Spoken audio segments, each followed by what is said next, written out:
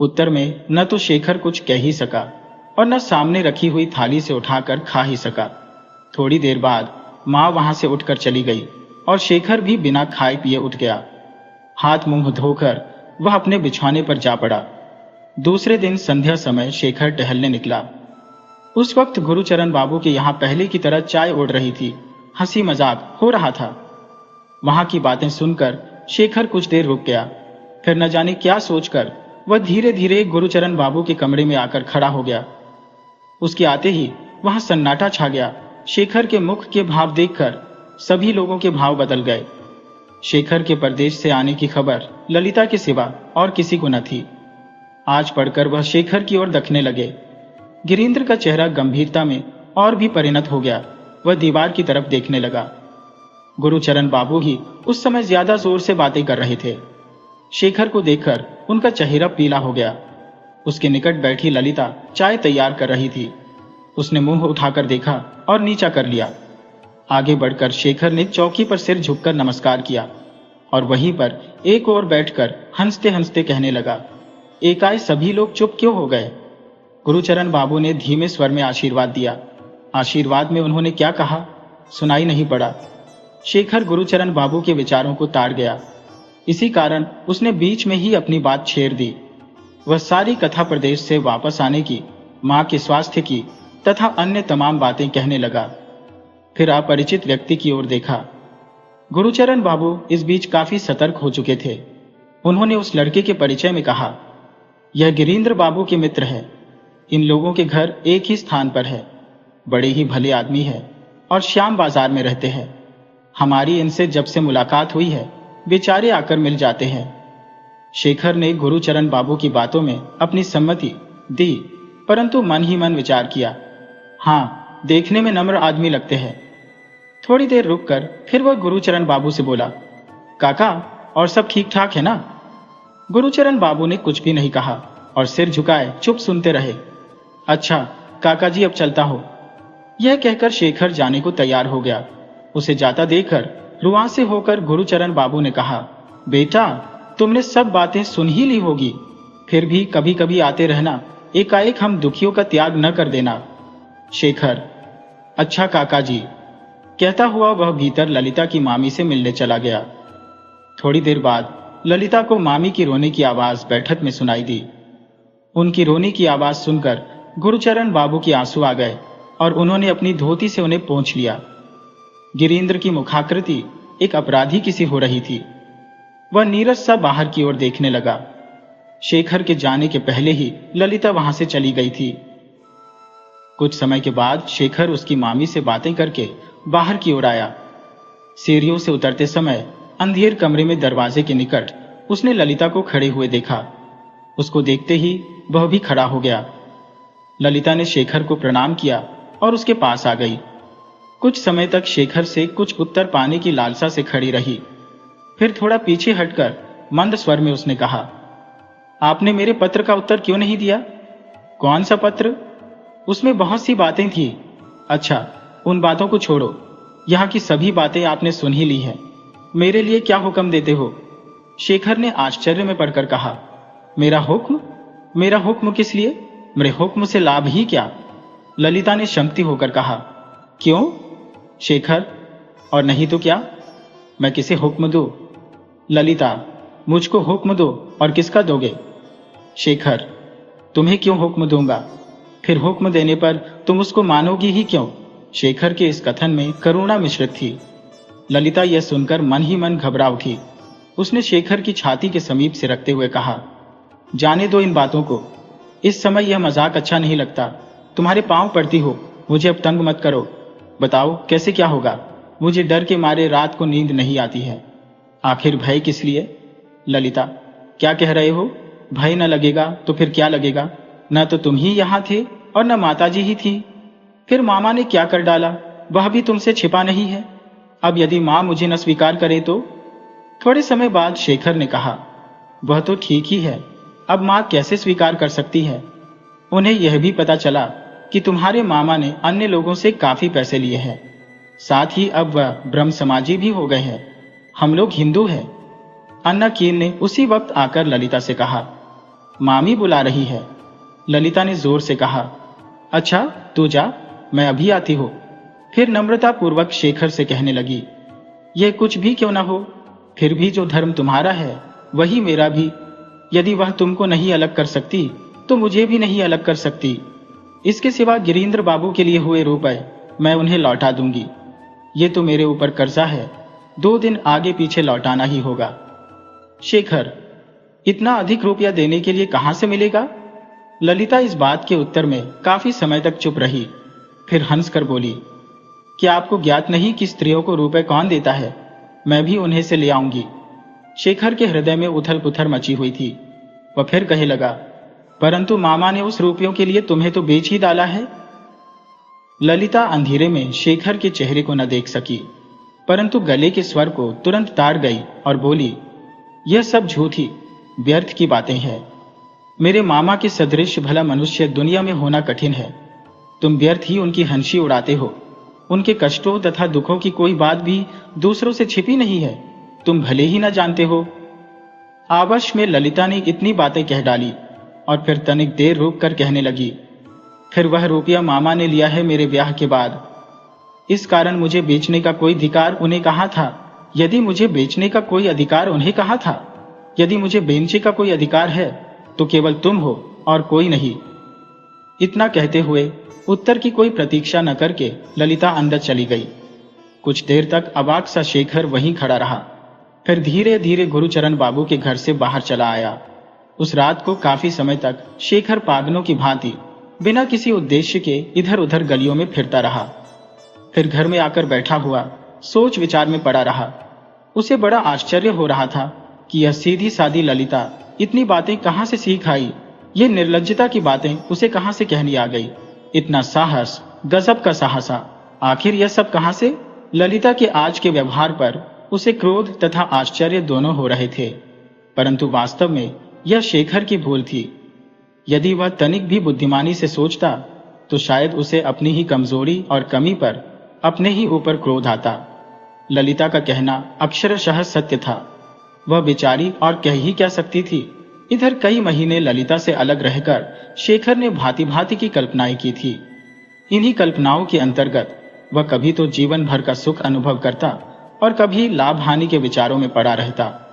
उसे अनुभव होता कि ललिता कितनी अधिक उसकी जीवन सहचरी बन चुकी है। शेखर यह भी अनुभव करता कि उसके बिना जी सकना भी कितना कठिन एवं दुखप्रद है। बचपन से ही ललिता उसके परिवार में घुली मिली थी। शेखर उसे सदा महत्वपूर्ण स्थान देता आया है। अपना काम भी उसने ललिता पर ही छोड़ दिया, परंतु शेखर के मन में इस प्रकार की आशंकाएं अवश्य उठती थी कि कहीं ललिता उसकी जीवन संगिनी न बन सके या उसके माँ बाप इस कार्य में बाधक न हो जाए, कहीं ललिता किसी अन्य के हाथ न लग जाए। शेखर इसी प्रकार की दुश्चिंताओं में पहले से ही परेशान था। इन्हीं विचारों के कारण शेखर के परदेश जाने से पहले ही ललिता के गले में गेंदे वाली माला डालकर एक बंधन लगा दिया था। परदेश में गुरुचरण बाबू के धर्म परिवर्तन की खबर पाकर शेखर बेचैन हो गया। उसके हृदय में और भी गहरी चिंता हुई कि ललिता शायद अब उसकी न रह पाए। आराम हो या तकलीफ, वह उन लोगों की सभी परिस्थितियों की जानकारी रखता था।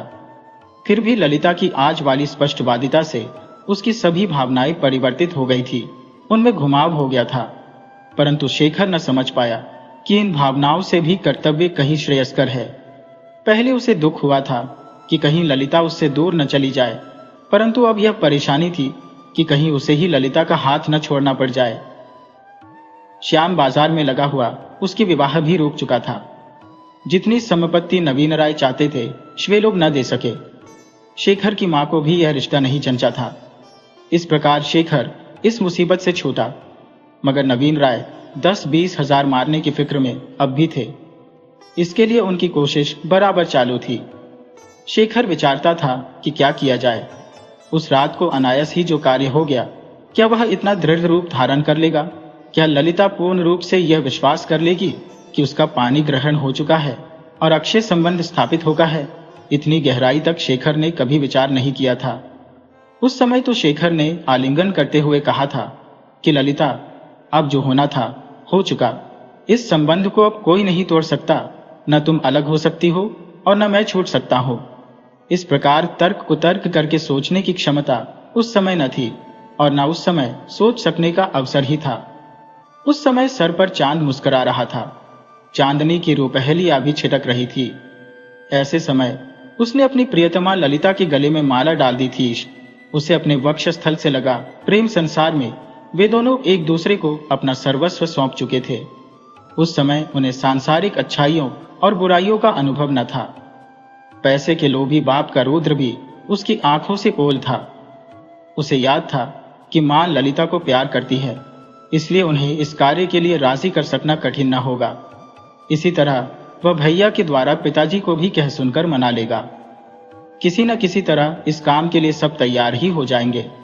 इस बात को शेखर सपने में भी न सोचता था कि गुरुचरण बाबू अपना यह सुगम रास्ता धर्म परिवर्तन करके बंद कर डालेंगे, विधाता ही इस प्रकार विमुख हो जाएंगे, ऐसा भी ख्याल उसे न था।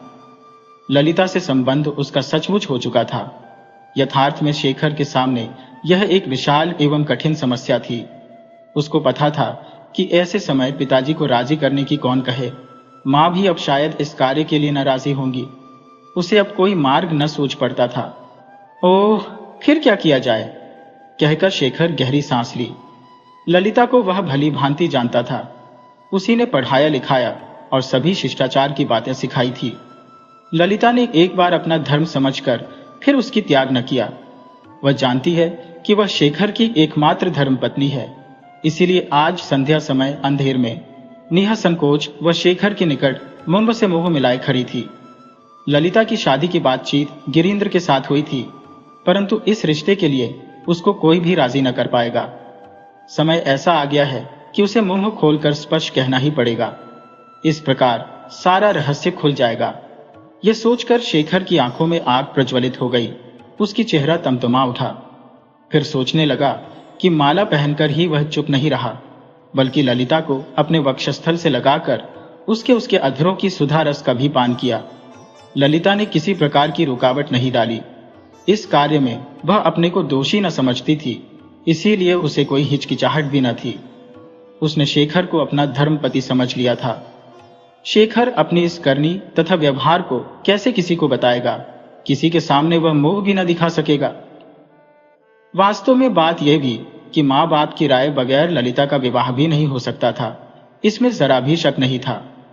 परंतु जब गिरीन्द्र के साथ ललिता की शादी न है का कारण सामने आएगा, तब क्या होगा? फिर वह घर के बाहर अपना मुंह कैसे दिखा सकेगा? शेखर ने असंभव समझकर ललिता को पाने की आशा छोड़ दी। कई दिन उसे डर अनुभव होता रहा। वह एकाएक सोचने लगता कि कहीं ललिता आकर सब बातें कहकर भंडफोड़ न कर दे, उसकी बातों का जवाब न देना पड़ जाए। परंतु कई दिन बीत गए, उसने किसी ने कुछ नहीं कहा। यह भी पता नहीं चला कि किसी को ये बातें मालूम हुई अथवा नहीं। किसी प्रकार की चर्चा ललिता के घर में नहीं हुई और न कोई शेखर के यहाँ ही इस विषय के लिए आया। शेखर के कमरे के सामने वाली छत से ललिता के घर की छत साफ दिखाई देती थी, जिससे उसकी निगाह ललिता पर न पड़े। परंतु एक माह बिना किसी कहा सुनी के बीत गया तो उसने थोड़ा आराम अनुभव किया और मन में विचार करने लगा। स्त्री जाति लज्जा और संकोच की मूर्ति है। इस प्रकार की बातों को वह कभी दूसरों पर नहीं प्रकट करती। नारी की छाती फटकर टुकड़े टुकड़े क्यों न हो जाए, पर उसकी जुबान नहीं हिलती। शेखर के हृदय में इन बातों ने स्थान पा लिया। इस प्रकार औरतों के हृदय की कमजोरी, लज्जा तथा शील के लिए उसने विधाता को बारंबार धन्यवाद दिया। इतना सोचने के पश्चात भी तो उसे चैन न था। उसकी स्थिति सदैव डामाडोल क्यों रहती है? इस डर के निकल जाने पर भी उसके हृदय में बराबर आंतरिक वेदना क्यों उठती है? ललिता क्या कुछ न कहेगी?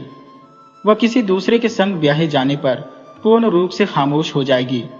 ललिता का ब्याह हो गया है और प्रीतम के साथ अपना घर बार संभालने चली गई है। और सोचते ही शेखर के बदन में आग क्यों लग जाती है? उसका क्रोध क्यों सीमा को पार कर जाता है? शेखर अपनी खुली हुई छत पर नियमन पूर्वक नित्य टहला करता था। आज भी उसने टहलना शुरू किया, परंतु उस घर का कोई भी प्राणी दिखाई न पड़ा। केवल अन्ना काली किसी काम से वहां आई थी, परंतु शेखर को देखते ही अपनी निगाहें नीची कर ली। शेखर दुविधा में था कि उसे पुकारे या न पुकारे। इसी बीच वह आंख के सामने से अदृश्य हो गई। शेखर ने तुरंत समझ लिया कि ऐसा दीवार के बन जाने से दोनों घरों के अलगाव का अनुभव इस अन्ना काली को भी हो गया है। इसी उधेड़ बुन में 1 माह और बीत गया। एक दिन भुवनेश्वरी ने बातों ही बातों में पूछा, शेखर बेटा, क्या इस बीच में ललिता को कभी देखा है? शेखर ने उत्तर दिया, नहीं तो माँ। क्या हुआ माँ? भुवनेश्वरी ने कहा, करीब 2 माह बाद उसको मैंने छत पर देखा था और पुकारा भी था, परंतु उसके रंग ढंग से ऐसा लगा कि उसमें बहुत ही परिवर्तन हो गया है। अब वह ललिता नहीं रही, बीमार सी लगती है, चेहरा उदास तथा सूखा हुआ है। देखने में उसकी उम्र बहुत प्रतीत होती है। उसको देखकर कोई नहीं कह सकता कि वह 14 की है। इतना कहते हुए उनकी आंखों में आंसू भर आए। अपनी धोती से आंसू पोंछकर दुख भरे शब्दों में फिर उन्होंने कहना आरंभ किया। वह मैली तथा फटी साड़ी पहने थी, किनारी में पैबंद लगा हुआ था। मैंने उससे पूछा, बेटी, क्या कोई साड़ी नहीं है? उसने उत्तर दिया, है, परंतु मुझे उसके इस उत्तर से जरा भी विश्वास नहीं हुआ। अपने मामा की दी हुई साड़ी उसने कभी नहीं पहनी। उसे साड़ी मैं ही देती थी। इधर 6-7 मास से मैंने उसे एक भी साड़ी नहीं दी है। इतना कहकर वह बिल्कुल चुप हो गई। उनके मुंह से मानो शब्द ही न निकल सके। अपनी भीगी हुई आंखों को उन्होंने धोती से पोंछ डाला। उनके दुख का एकमात्र कारण यह था कि वह ललिता को अपनी सगी पुत्री के सदृश समझती थी। शेखर अवाक सा दूसरी तरफ देखता रहा। थोड़ी देर बाद भुवनेश्वरी ने फिर कहना प्रारंभ किया, आज तक मेरे अलावा उसने किसी से कुछ मांगा नहीं। खाने का समय होने पर यदि वह भूखी होती थी तो भी किसी ने मुंह खोलकर न मांगती थी, बल्कि सीधे मेरे पास ही रुकती थी और मैं उसका मुंह देखकर समझ जाती थी कि वह भूखी है। शेखर बेटा, मैं यही बात बार बार सोचती हूँ कि न वह अपने दुख को किसी से कहती है और न उसके दुख को कोई अनुभव करने वाला है। वह नाम मात्र को मुझे माँ नहीं कहा करती थी, बल्कि वह मुझको वास्तविक माँ की भांति प्रेम करती थी। साहस करने पर भी शेखर अपनी माँ की ओर मुंह उठाकर न देख सका। नीचे मुंह किए हुए बैठे बैठे माँ की ओर देखकर कहा, अच्छा माँ, तो जिन जिन वस्तुओं की आवश्यकता है बुलाकर दे देना। भुवनेश्वरी ने कहा, अब वह क्यों लेने लगी? तुम्हारे पिता ने तो घर आने जाने का मार्ग भी बंद कर दिया है। साथ ही मैं भी कौन सा मुंह लेकर उसके यहाँ जाऊं? यदि गुरुचरण बाबू ने दुख के कारण पागलपन में कुछ बुरा काम कर ही डाला था तो हमें चाहिए था कि हम शुद्धि कराकर उन्हें अपने में मिला लेते। मिलाने की बात तो दूर हो गई, बल्कि हमने उन्हें बिल्कुल पराया बना दिया है। दुख में पड़कर गुरुचरण बाबू ने अपनी जाति भी बदली दी है। इस कार्य के कारण ते पिता ही है। जब देखो तब तकाजा सवार। मेरी समझ में तो गुरुचरण बाबू ने बड़ा ही अच्छा किया। हृदय में घृणा भर जाने पर मनुष्य मनचाहा काम करने का अधिकारी होता है। गिरीन्द्र उनके लिए हम लोगों से बढ़कर है। अगले महीने शायद उसी के साथ ललिता की शादी होने वाली है। मुझे विश्वास है कि बड़ी खुशी और आनंद से उसके साथ जीवन बिताएगी। शेखर ने आश्चर्य में पड़कर अपनी मां से पूछा, क्या ललिता का ब्याह अगले माह ही है? भुवनेश्वरी, सुना तो ऐसा ही है। शेखर ने और कुछ नहीं पूछा। मां कुछ देर चुप रही, कहने लगी, ललिता ने बताया था कि उसके मामा का स्वास्थ्य ठीक नहीं रहता, और ठीक रहे भी कैसे, वैसे हार्दिक शांति नहीं है। फिर घर की हाय हाय और भी बुरी। उसके मकान में तो सदैव अशांति का डेरा है। कुछ समय बाद मां के चले जाने पर शेखर उठकर अपने कमरे में चला आया और बिछौने पर करवटें बदलते हुए ललिता की यादों में विचारमग्न हो गया। शेखर का मकान एक पतली गली में था। उस गली में 2 गाड़ियां अथवा मोटरें पास होने में बड़ी दिक्कत होगी। करीब 10-12 दिन बाद शेखर की गाड़ी गुरुचरण बाबू के घर के सामने खड़ी हुई। रास्ता रोके होने के कारण गाड़ी रुक गई। शेखर अपने ऑफिस से वापस आ रहा था। गाड़ी से नीचे उतरकर उसे मालूम हुआ कि गुरुचरण बाबू के यहाँ डॉक्टर आए हैं। कई दिन पहले ही उसने गुरुचरण बाबू की अस्वस्थता के बारे में अपनी मां से सुना था। इसीलिए अपने घर न जाकर उन्हें देखने के लिए वह गुरुचरण बाबू के घर चला आया और सीधे उन्हीं के कमरे में गया। गुरुचरण बाबू निर्जीव से चारपाई पर पड़े थे। तब ललिता और गिरीन्द्र वहीं पर बैठे थे। सामने कुर्सी पर बैठे डॉक्टर रोग का निरीक्षण कर रहे थे। धीमे स्वर में गुरुचरण बाबू ने शेखर को बैठने के लिए कहा। ललिता भी उसे देखकर थोड़ा घूंघट खींचकर और मुंह घुमाकर बैठ गई। डॉक्टर साहब उसी मोहल्ले के रहने वाले थे और शेखर को भली भांति जानते थे। दवाई आदि लिखकर वह शेखर के साथ बाहर आए। गिरीन्द्र ने बाहर आकर डॉक्टर साहब की फीस दी। जाते समय डॉक्टर साहब ने गिरीन्द्र से कहा, काफी सतर्कता की आवश्यकता है। वैसे अभी रोग बढ़ा नहीं है। यदि इनको जलवायु परिवर्तन कराने के लिए अन्यत्र ले जाया जाए तो बेहतर होगा। डॉक्टर के जाने के पश्चात शेखर तथा गिरीन्द्र अंदर आए। ललिता ने गिरीन्द्र को इशारा देकर अपनी तरफ बोल लिया और दोनों आपस में कानाफूसी करने लगे। शेखर चुपचाप कुर्सी पर बैठा हुआ गुरुचरण बाबू की ओर देखता रहा। शेखर बाबू का मुंह इस समय दीवार की तरफ था, इसीलिए शेखर का दोबारा वहां लौट कर आना वे नहीं जान सके। थोड़ी देर चुपचाप बैठे रहने पर शेखर को ऊब सी मालूम हुई और वह उठकर अपने घर चला गया। ललिता तथा गिरीन्द्र दोनों अब भी कानाफूसी कर रहे थे। शेखर ने किसी से कोई बात नहीं की। शेखर का एक प्रकार से अपमान नहीं तो और क्या था। आज शेखर को पूर्ण रूप से पता चल गया था कि ललिता चाहती है कि वह पिछले दिनों की याद तथा अधिकार जो भी उसके सिर थे उन्हें भूल जाए। अब वह निर्भय होकर कहीं भी रह सकता है। अब उसके ऊपर कोई जिम्मेदारी नहीं रही और न उसके बारे में सोचकर दिमाग खराब करने की आवश्यकता है। ललिता ने संभवतः इन सब बंधनों से उसे मुक्त कर दिया है।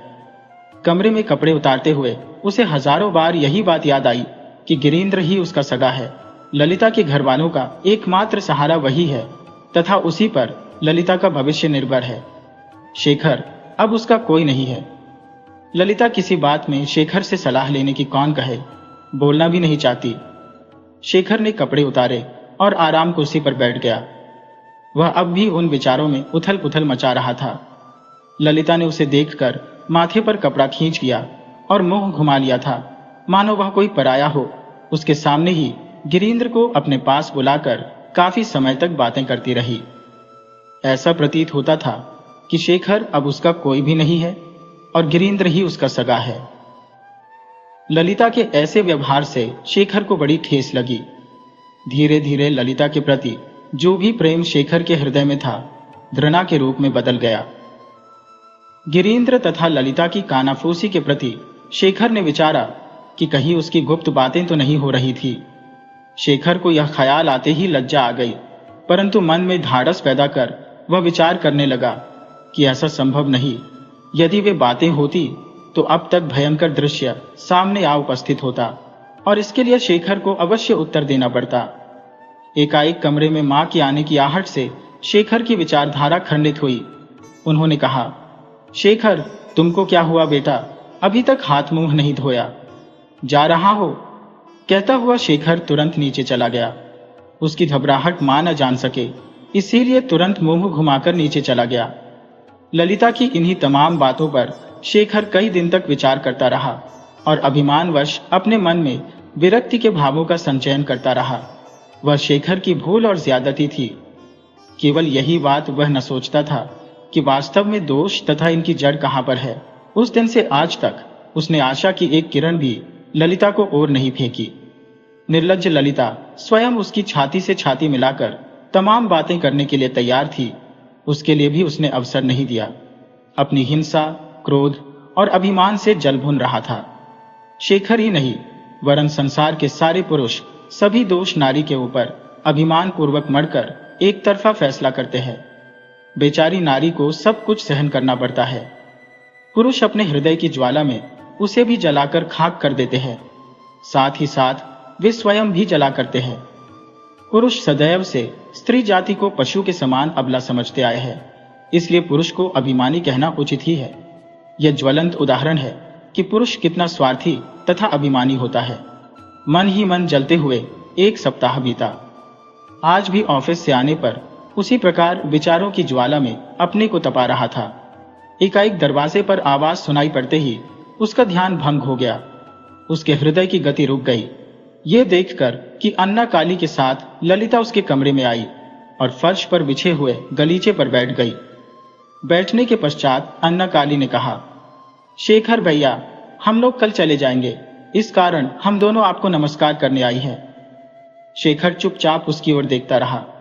अन्ना काली ने फिर कहा, भैया, न जाने कितने अपराध अनजाने में हमने किए होंगे, उसके लिए हम क्षमा प्रार्थी हैं।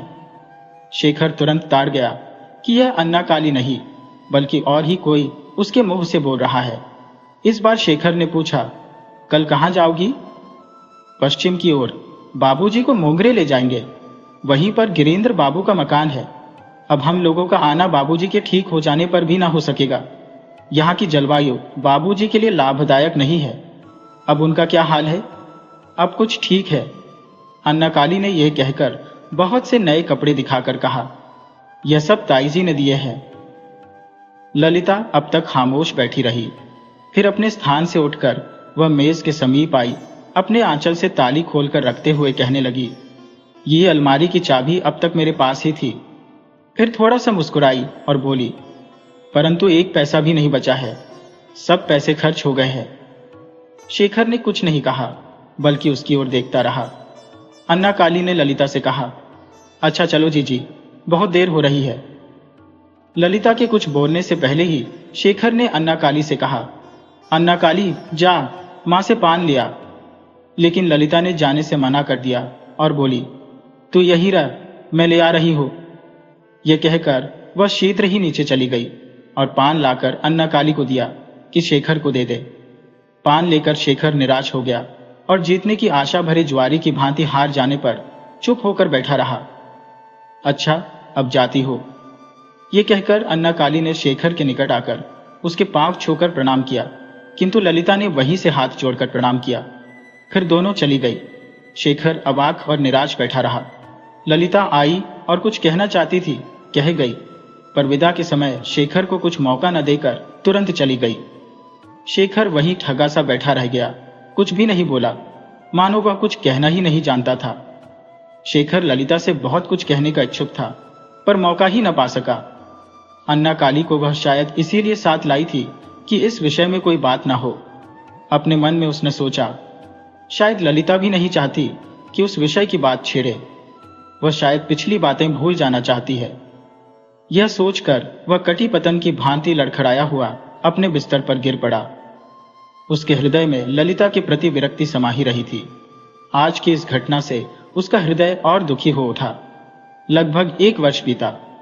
गुरुचरण बाबू के मुंगेर जाने पर भी स्वास्थ्य को कोई लाभ न पहुंचा और वह इस संसार को छोड़कर चल दिए।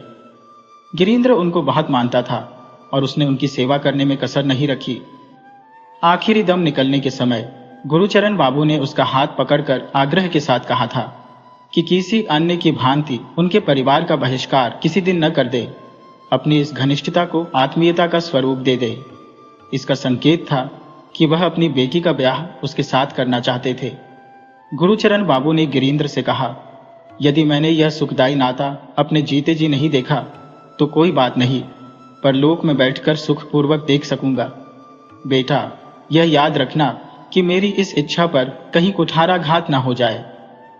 गिरीन्द्र ने खुशी से गुरुचरण बाबू की यह अभिलाषा पूर्ण करने की प्रतिज्ञा की थी। भुवनेश्वरी गुरुचरण बाबू के कलकत्ता वाले मकान के किराएदारों से उनका हाल मालूम कर लिया करती थी। गुरुचरण बाबू के परलोक सिद्धार्थ जाने की खबर भी उन्हीं से मालूम हुई थी। एक दारुण घटना शेखर के घर में भी घटी। एकाएक नवीन बाबू भी यह परलोक सिद्धार्थ चले। भुवनेश्वरी के हृदय पर सांप लौट गया। असह्य वेदना के कारण उनमें उन्माद समा गया। वह अपने चित्त की शांति के लिए घर का कामकाज अपनी बड़ी बहू पर छोड़कर काशी चली गई। जाते समय यह कह गई थी कि अगले साल शेखर के विवाह के समय सूचित करना, मैं आकर विवाह कर जाऊंगी। ब्याह का सभी इंतजाम नवीन बाबू स्वयं कर गए थे। अब तक शेखर का ब्याह हो गया होता, परंतु एकाएक नवीन बाबू के देहावसान के कारण 1 साल के लिए टल गया। लड़की वाले अब और अधिक दिन रोकना नहीं चाहते थे। इसी कारण कल उन्होंने आकर तिलक कर दिया। इसी महीने में ब्याह हो जाएगा। शेखर अपनी मां को लिवा लाने के लिए तैयार हो रहा था। उसने जब अलमारी से सामान निकालकर संदूक में रखना शुरू किया तो उसे ललिता की याद आई। उसका सब काम ललिता ही किया करती थी। ललिता को गए हुए लगभग 3 साल गुजर गए। इस बीच में शेखर को उसका हालचाल न प्राप्त हो सका। उसने समाचार प्राप्त करने की कोशिश भी नहीं की थी। मालूम होता है इस ओर उसकी प्रवृत्ति भी नहीं हुई।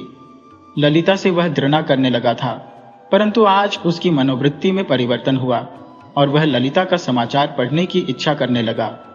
वह सुख में होगी, उसकी शादी कैसे हुई, भली प्रकार हुई अथवा नहीं, अब उसे कोई दुख तो नहीं है, ये सब बातें जानने को वह व्याकुल हो उठा। गुरुचरण बाबू के कलकत्ता वाले मकान के सभी किराएदार घर छोड़कर चले गए हैं, मकान खाली पड़ा है। शेखर के मन में आया कि वह गिरीन्द्र का हाल चारों के पिता से पूछे। थोड़ी देर कपड़े रखना भूलकर उसने संदूक खुला पड़ा रहने दिया और झरोखों से बाहर की ओर झांकता रहा।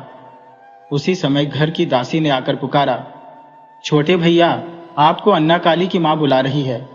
दासी ने गुरुचरण बाबू का मकान बताते हुए कहा, हमारी पड़ोसिन अन्ना काली की मां कल रात को बाहर से आई है, वही है। शेखर, अच्छा जी, मैं अभी आया। इतना कहकर वह नीचे आया। दिन समाप्त होने पर आ गया था। शेखर को मकान के अंदर आते देखकर वह बड़ी हृदय विदारक चीख से रो पड़ी। शेखर उस अभागिन विधवा गुरुचरण बाबू की पत्नी के पास जाकर बैठ गया। उसकी करुणा भरी चीख से शेखर की आंखों में भी आंसू भर आए।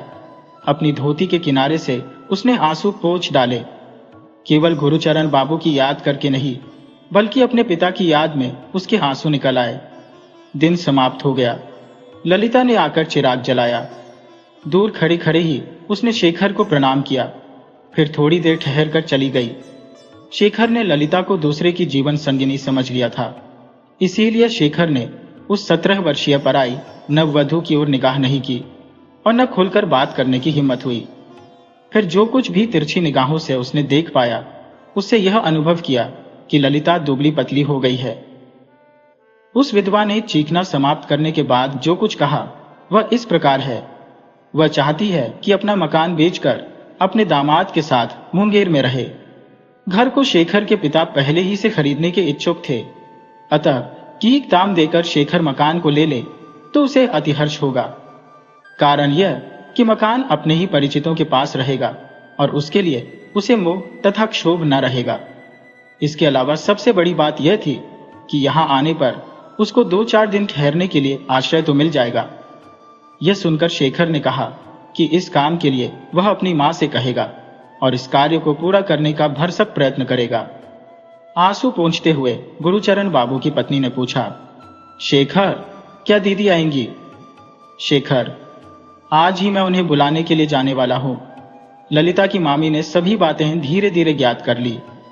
शेखर का ब्याह कहाँ होगा, क्या क्या तिलक में मिलेगा, कितना गहना दिया जाएगा, नवीन बाबू का देहांत कब हुआ, दीदी कहाँ है, ये सभी बातें धीरे धीरे उन्होंने मालूम कर ली। इस बातों के समाप्त होने तक चांदनी छिटक आई थी। गिरीन्द्र इसी समय नीचे उतर कर आया और शायद वह अपनी बहन के पास गया।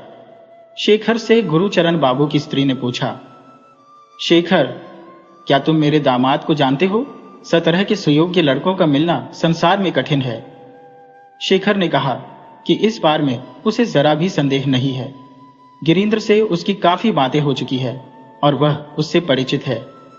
इतना कहकर वह उठकर तेजी से बाहर चला गया, लेकिन बैठक के सामने उसे रुकना पड़ा। ललिता उस घने अंधकार में दरवाजे के पीछे खड़ी थी। उसने पूछा, क्या आज ही मां को बुलाने जाओगे? हाँ। क्या उन्हें बहुत शोक हो गया है? उन्हें तो उन्माद सा हो गया है। तुम कैसे हो? ठीक हो, कहता हुआ शेखर तेजी से चला गया। लज्जा के अनुभव से शेखर कांप उठा। ललिता के समीप खड़े होने के कारण उसने शरीर को अपवित्र समझा। घर के अंदर आकर किसी प्रकार इधर उधर सामान रखकर उसने संदूक बंद किया। अभी गाड़ी जाने में कुछ विलंब था। ललिता की याद को आग लगाकर नष्ट कर देने के लिए उसने अपने रोम रोम में आग लगा दी। उसकी याद भुलाने के लिए उसने कसम तक खा डाली। बातचीत के समय गुरुचरण बाबू की पत्नी ने कहा था, सुखपूर्वक शादी न होने के कारण किसी ने ध्यान नहीं दिया। ललिता ने तो तुमको सूचना देने के लिए पहले ही कहा था। ललिता की इन्हीं शेखी भरी बातों से उसके शरीर में आग लग गई। मां को लेकर शेखर वापस आ गया, परंतु अभी शादी के 10-12 दिन शेष थे। 2-3 दिन व्यतीत हो जाने पर ललिता सवेरे के समय भुवनेश्वरी के पास बैठी हुई कोई चीज उठा उठाकर टोकरी में रख रही थी। इस बात की जानकारी शेखर को न थी कि ललिता आई है। वह कमरे के अंदर आकर मां को पुकारते ही चौकन्ना हो गया। ललिता ने सिर झुकाकर काम जारी रखा। भुवनेश्वरी ने पूछा, क्या है बेटा? जिस लिए वह अंदर मां के पास आया था उस आशय को भूलकर नहीं कहता हुआ वह झट वहां से चला गया। ललिता की ओर भरपूर नजर न डाल सका था, परंतु उसकी निगाह उसके दोनों हाथों पर पड़ चुकी थी। उसके हाथों में कांच की दो दो चूड़ियां पड़ी थी। शेखर ने शुष्क मुस्कान में कहा, यह तो एक तरह का ढोंग है। उसे पता था कि गिरीन्द्र ही उसका पति है। विवाहिता स्त्री की इस प्रकार खाली कलाइयों को देखकर आश्चर्य हुआ। उसी संध्या समय की बात है, जब वह तेजी से नीचे जा रहा था। उसी समय ललिता ऊपर आ रही थी। बीच में दोनों ने एक दूसरे को देखा। ललिता एक तरफ रुक गई, परंतु शेखर के पास पहुंचते ही धीमे स्वर बोली, तुमसे कुछ बात कहनी है? शेखर ने आश्चर्यचकित हो पूछा, किससे कहनी है? क्या मुझसे? ललिता, हाँ, तुम्ही से कहनी है। शेखर, अब कौन सी बात मुझसे कहने के लिए शेष रह गई? ललिता चुपचाप सुन्न सी उसी स्थान पर खड़ी, फिर गहरी सांस छोड़कर धीरे धीरे चली गई। दूसरे दिन शेखर अपनी बैठक में बैठा हुआ अखबार पढ़ रहा था। इसी बीच ज्यों ही सने अपनी दृष्टि ऊपर फेंकी तो दिखाई पड़ा कि गिरीन्द्र उसके पास आ रहा है। निकट आकर गिरीन्द्र एक कुर्सी पर बैठ गया। शेखर ने नमस्कार किया और अखबार को एक तरफ रख दिया। फिर उसकी ओर उसने दृष्टि डाली, मानो उसके आने का कारण जानना चाहता हो। थोड़ी देर दोनों एक दूसरे को देखते रहे। किसी ने कोई बात न छेड़ी। आज तक किसी ने इस विषय में बात करने की इच्छा भी प्रकट न की थी। गिरीन्द्र ने काम की बात प्रारंभ की। वह बोला, किसी विशेष के लिए आज आपको कष्ट देने आया हो। मेरी सास जो चाहती है वह तो आपको पता ही है। उनकी इच्छा अपना मकान आप लोगों के हाथ बचने की है। उन्हीं का संदेश लेकर मैं आया हो। इस घर का जितना शीघ्र तोड़ताड़ हो जाए वह मुंगेर इसी माह में वापस चली जाए। गिरीन्द्र को देखते ही शेखर के हृदय में एक तेज तूफान उमड़ा हुआ था। गिरीन्द्र की बातें उसको अच्छी न लगी।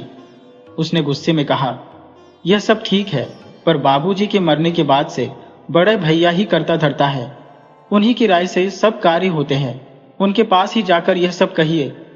मुस्कुराते हुए गिरीन्द्र ने कहा, यह बात हमको भी ज्ञात है, परंतु इस बात को आप ही कहें तो अच्छा होगा। उसी भाव से शेखर ने कहा, आपके कहने से भी तो काम बन सकता है। इस समय तो आप ही उस पक्ष के सर्वोपरि हैं। गिरीन्द्र, यदि मेरे कहने की आवश्यकता हो तो मैं कहे देता हूं, परंतु कल छोटी दीदी कह रही थी कि आप तनिक ध्यान दे दें तो सारा काम मिनटों में बन जाएगा।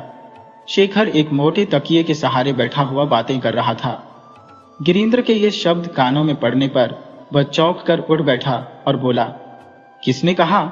जरा फिर सुनो कि आपने क्या कहा। गिरीन्द्र, ललिता दीदी कह रही थी। शेखर, ललिता दीदी। शब्द सुनकर आश्चर्यचकित हो गया। वह आगे की बात सुन ही नहीं सका कि गिरीन्द्र ने क्या कहा। बड़ी उत्कंठा के साथ विह्वल भाव से गिरीन्द्र की ओर देखते हुए उसने पूछा, गिरीन्द्र बाबू, मुझे क्षमा करना, आपका पानी ग्रहण ललिता के साथ नहीं हुआ? गिरीन्द्र ने दांतों के नीचे जीभ दबाते हुए कहा, नहीं, बस घर के सभी लोगों को तो आप जानते ही हैं। अन्ना काली के साथ मेरा विवाह। ललिता के मुंह से गिरीन्द्र को सभी बातें मालूम हो चुकी थी। बोला, हाँ, तय तो कुछ और ही हुआ था। अन्ना काली के साथ शादी की बात ना हुई थी। प्राण निकलते समय गुरुचरण बाबू ने मुझसे कहा था कि मैं अन्यत्र अपनी शादी न करूं। मैंने उनसे उस समय वादा किया था। उनके मरने के बाद ललिता दीदी ने सब बातें मुझे समझाकर कही कि वास्तव में किसी को यह मालूम नहीं है कि उनके पतिदेव जीवित है या उनकी शादी हो गई है। शायद दूसरे इस बात को सुनकर उन पर विश्वास न करते, परंतु मैंने तुरंत उन पर विश्वास कर लिया। इसके सिवा किसी भी स्त्री का एक से अधिक ब्याह भी नहीं हो सकता। और क्या? शेखर की आंखों में पहले से आंसू भरे थे। इस समय तो उसकी आंखों से आंसू टपक रहे थे और उसे किसी बात की सुध भी न थी। उसे यह भी ध्यान न था कि एक पुरुष दूसरे के सामने इस प्रकार आंसू बहाए। इस लज्जा का उसे अनुभव भी न था। गिरीन्द्र की ओर शेखर भौंचक्का सा देखता रहा। उसका हृदय पहले से ही शंकित था। ललिता के पतिदेव को आज उसने जान लिया। आंसू पोंछते हुए शेखर ने कहा, लेकिन ललिता को आप चाहते हैं?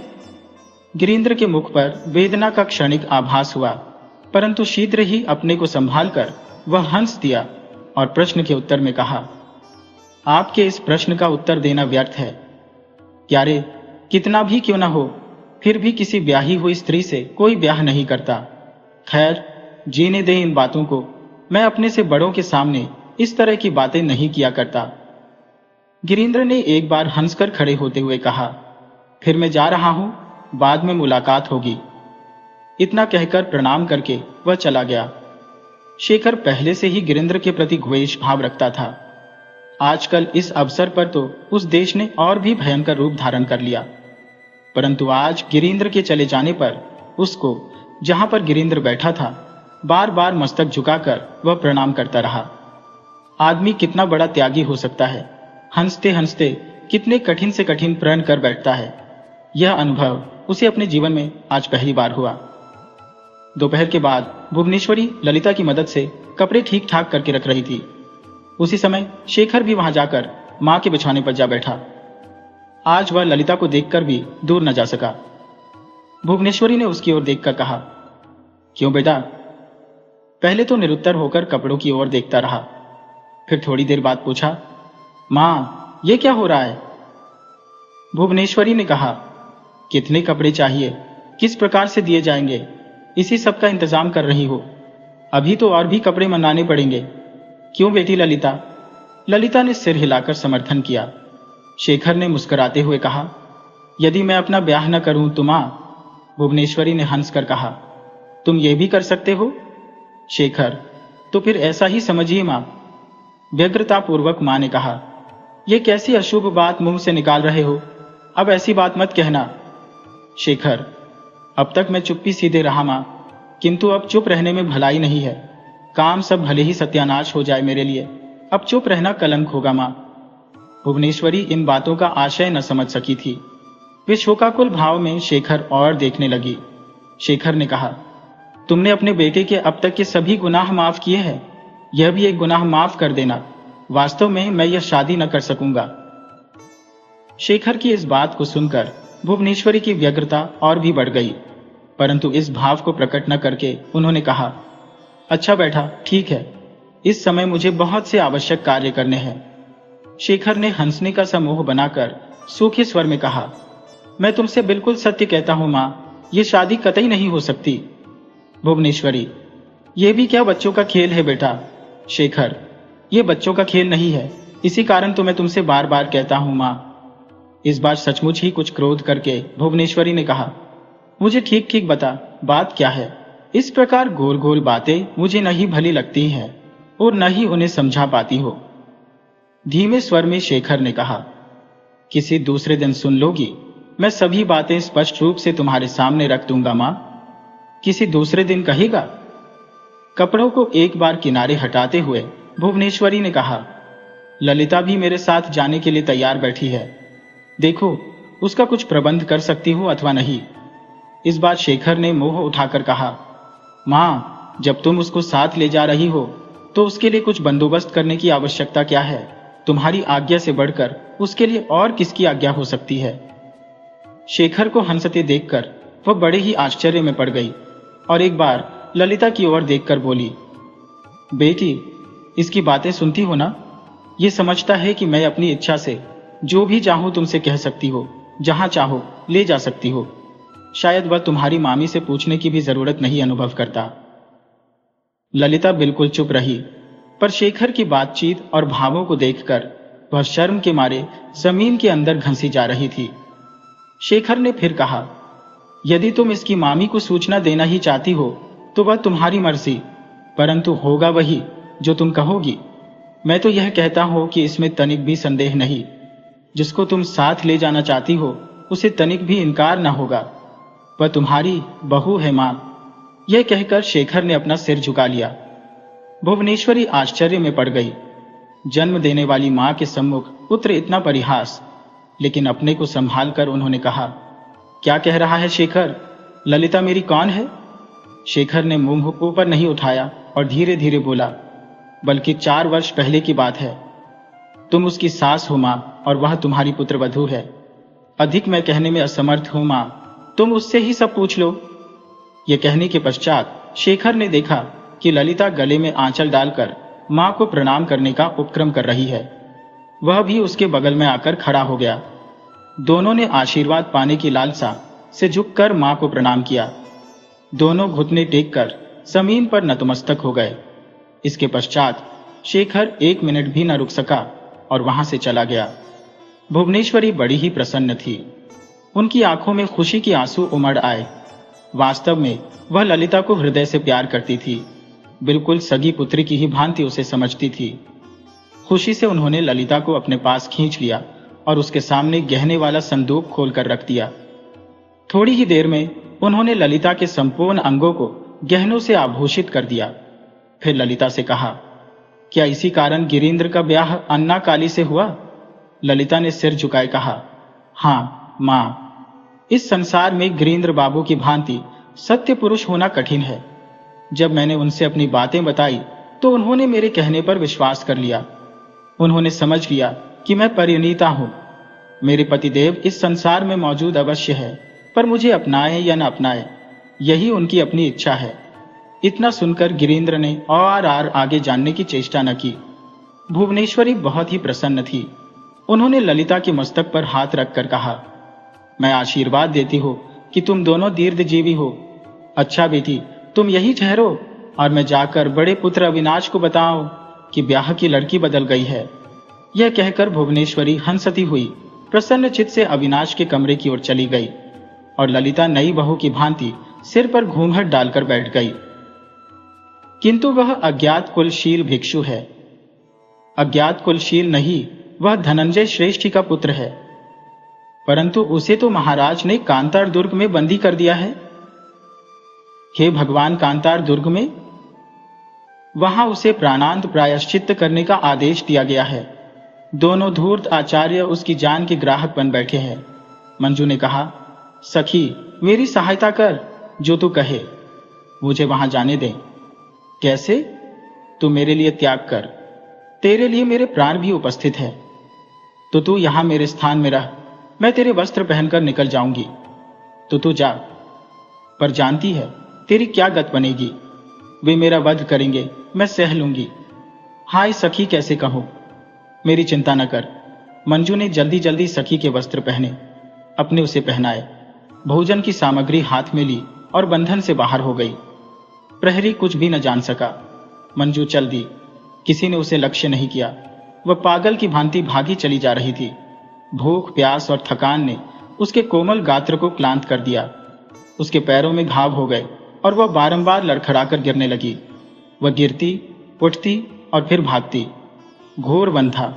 बड़ी तेज धूप थी। सामने भयानक विस्तार वाली नदी के उस पार सूखी नंगी पहाड़ी पर ऊंचा सिर उठाए वह एकांत दुर्ग था। वह साहस करके नदी में कूद पड़ी। लहरों के साथ डूबती उतराती वह उस पार जा पहुंची।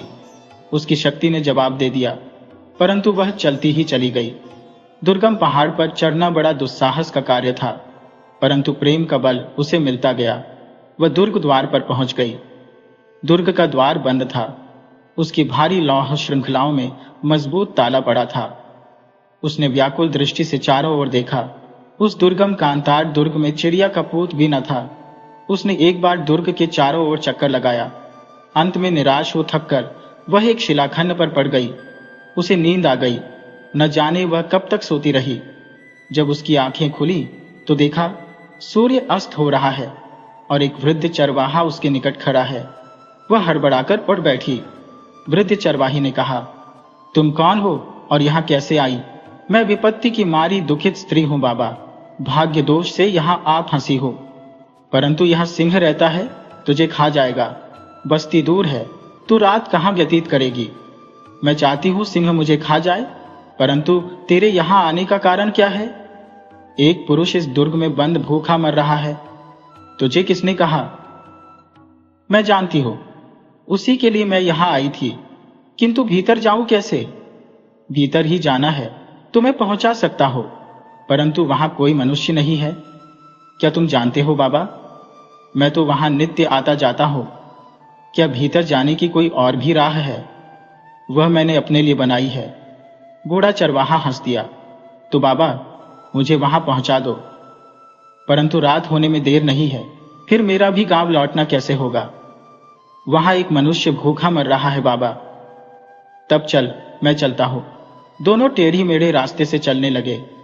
मंजू में चलने की शक्ति नहीं रही थी। परंतु वह चलती ही गई।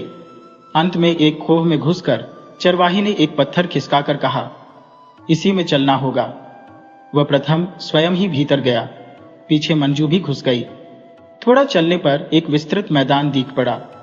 दूर किसी अट्टालिका के भग्न अवशेष थे। वहां चले बाबा, मंजू ने उधर संकेत करके कहा। चरवाहे ने आपत्ति नहीं की।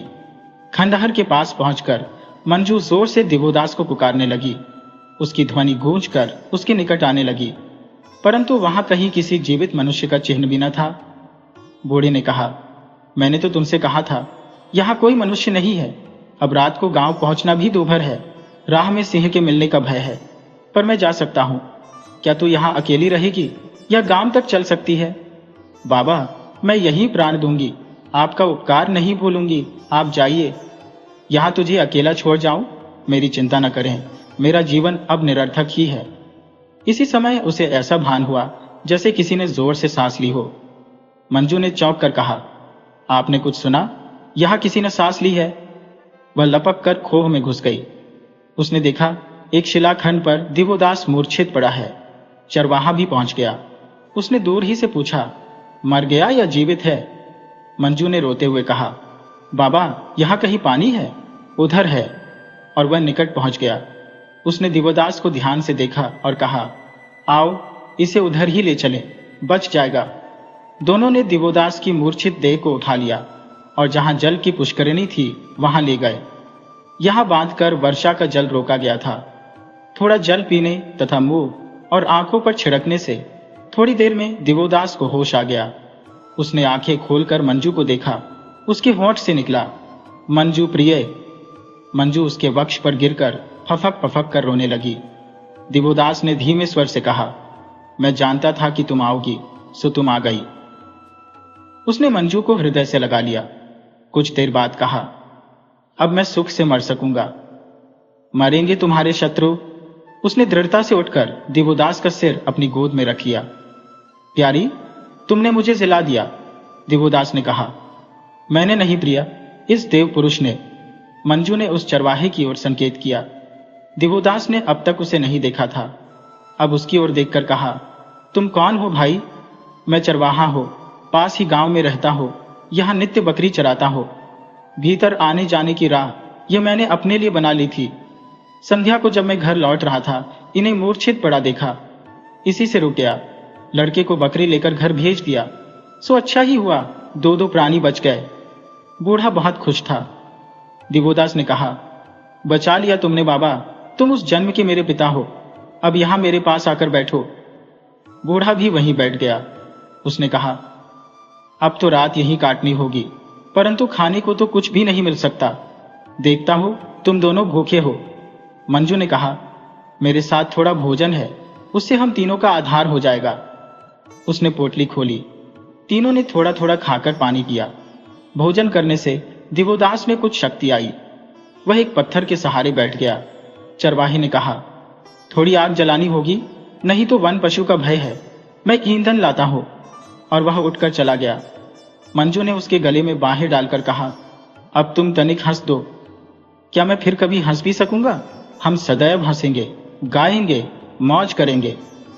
और वह दिवोदास से लिपट गई। दिवोदास ने कहा, प्यारी, तुम्हारी इस स्नेह दान ने मेरे बुझते हुए जीवन दीपक को बुझने से बचा लिया, और तुम्हारी मधुर वाणी ने मेरे सूखे हुए जीवन को हरा भरा कर दिया। उसने उसे अपने बाहुपाश में कसकर अगणित चुंबन ले डाले। चरवाहे ने एक गट्ठर लकड़ी लाकर उसमें आग लगा दी और तीनों आदमी वही पृथ्वी पर लेट गए। मंजू पड़ते ही गहरी नींद में सो गई। वह बहुत थकी थी। दिवोदास भी दुर्बल था, वह भी सो गया, परंतु चरवाहा बड़ी देर तक जागता रहा। प्रातःकाल होते ही नित्य कर्म से निवृत्त होकर तीनों ने सलाह की। दिवोदास ने वृद्ध का हाथ पकड़कर कहा, मित्र, तुम मेरे आज से पितृव्य हुए।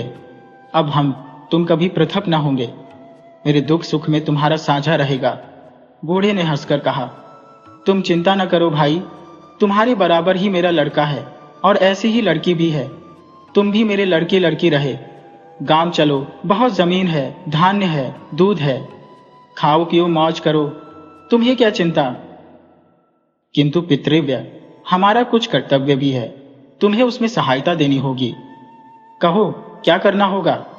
हमारे शत्रु है, तो मेरे लड़के को बता दो, वह उनकी खोपड़ी तोड़ देगा। परंतु वे बड़े बलवान हैं, काम युक्ति से लेना होगा। फिर जैसे तुम कहो। हमें छिपकर रहना होगा। तो हमारे गांव में रहो। वहां नहीं छिप सकेंगे, राज सैनिकों को पता चल जाएगा। तब क्या किया जाए? मंजू ने प्रश्न किया। राजमाता ने जो आदेश दिया है वही। ठीक है, तो मुझे एक बार मंदिर में जाना होगा। किस लिए? ताली और बीजक लेने। परंतु एक बात है। क्या? मेरे पास आधा ही बीजक है, शेष आधा सिद्धेश्वर के पास है, वह भी लेना होगा। बिना उसके हम उस कोषागार में नहीं पहुंच सकेंगे। तब हमें एक बार काशी चलना होगा। तुम अपनी वस्तु लेना और मैं सिद्धेश्वर से वह बीजक लूंगा। बूढ़े ने कहा, मैं भी तुम्हारे साथ चलूंगा। तुम्हें अब हम नहीं छोड़ेंगे पितृव्य।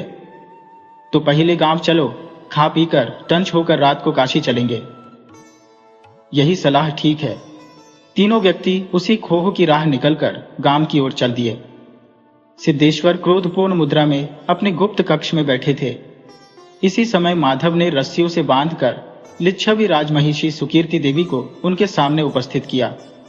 सम्मुख आते ही सिद्धेश्वर ने कहा, तुम्हें मालूम है देवी सुनयना कि मंजू भाग गई है? तो क्या हुआ? मंदिर में अभी बहुत पापिष्ठा है। परंतु क्या तुमने उसके भागने में सहायता दी है? दी तो फिर मैं तुम्हें और उसे दोनों को प्राणांत दंड दूंगा। बड़ी सुंदर बात है। जिसे राजरानी पद से च्युत कर विधवा और पतिता देवदासी बनाया, जिसकी बच्ची को पतित जीवन व्यतीत करने के लिए बाध्य किया और जिसे वासना की सामग्री बनाना चाहते थे, उसी को अब प्राणदंड भी दो। चुप रहो सुनयना देवी। क्यों चुप रहो? मैं ढोल पीट कर संसार को बताऊंगी कि मैं कौन हूं और तुमने मेरे साथ किया है। तुम जो चाहो कहो, कौन तुम पर विश्वास करेगा? सुनयना ने चोली से एक छोटी सी वस्तु निकालकर उसे दिखाई और कहा, इसे तो तुम पहचानते हो सिद्धेश्वर, जानते हो इसमें किसका खून लगा है। इसे देखकर तो लोग विश्वास कर लेंगे। उन वस्तु को देखकर सिद्धेश्वर भयभीत हुआ। उसने कहा, देवी सुनयना, इस प्रकार आपस में लड़ने झगड़ने से क्या लाभ होगा? तुम मुझे उस खजाने का शेष आधा बीजक दे दो, मैं तुम दोनों को मुक्त कर दूंगा। बस प्राण रहते यह कभी नहीं होगा, तो तुम और प्राण रहने ही न पावेंगे। जिसने प्राण दिया है वही उसकी रक्षा भी करेगा। तुम जैसे शृगालों से मैं नहीं डरती। मैंने उसे पकड़ने के लिए सैनिक चर भेजे हैं। वह जहां होगी वहां से पकड़ ली जाएगी और मैं तेरे सम्मुख ही उसे अपनी अंकशायिनी बनाऊंगा। सिद्धेश्वर ने आपे से बाहर होकर कहा, माधव ले जा इस सर्पिणी को और डाल दे अंधकूप में। माधव उसे लेकर चला गया। कुछ देर तक सिद्धेश्वर भूखे व्याघ्र की भांति अपने कक्ष में टहलता रहा। फिर उसने बड़ी सावधानी से एक ताली अपनी जटा से निकाल लोहे की संदूक खोली और उसमें से एक ताम्रपत्र निकालकर उसे ध्यान से देखा तथा फलक पर लकीरें खींचता रहा। कभी कभी उसके होंठ हिल जाते और भ्रुकुटी संकुचित हो जाती, परंतु वह फिर उसे ध्यान से देखने लगता। इसी समय उसे कुछ खटका प्रतीत हुआ। उसने आंखें उठाकर देखा तो दिवोदास नंगी तलवार लिए सम्मुख खड़ा था। सिद्धेश्वर उछलकर दूर जा खड़ा हुआ। उसने कहा, तू यहां कैसे आया रे धूर्त भिक्षु? इससे तुझे क्या? क्या ऐसी बात? उसने खूंटी से तलवार उठाकर दिवोदास पर आक्रमण किया। दिवोदास ने पैतरा बदलकर कहा, मेरी इच्छा तेरा हनन करने की नहीं है, परंतु मैं तो तुझे अभी टुकड़े टुकड़े करके भगवती चंडी को बलि देता हूं। सिद्धेश्वर ने फिर वार किया, परंतु दिवोदास ने वार बचाकर एक लात सिद्धेश्वर को जमाई।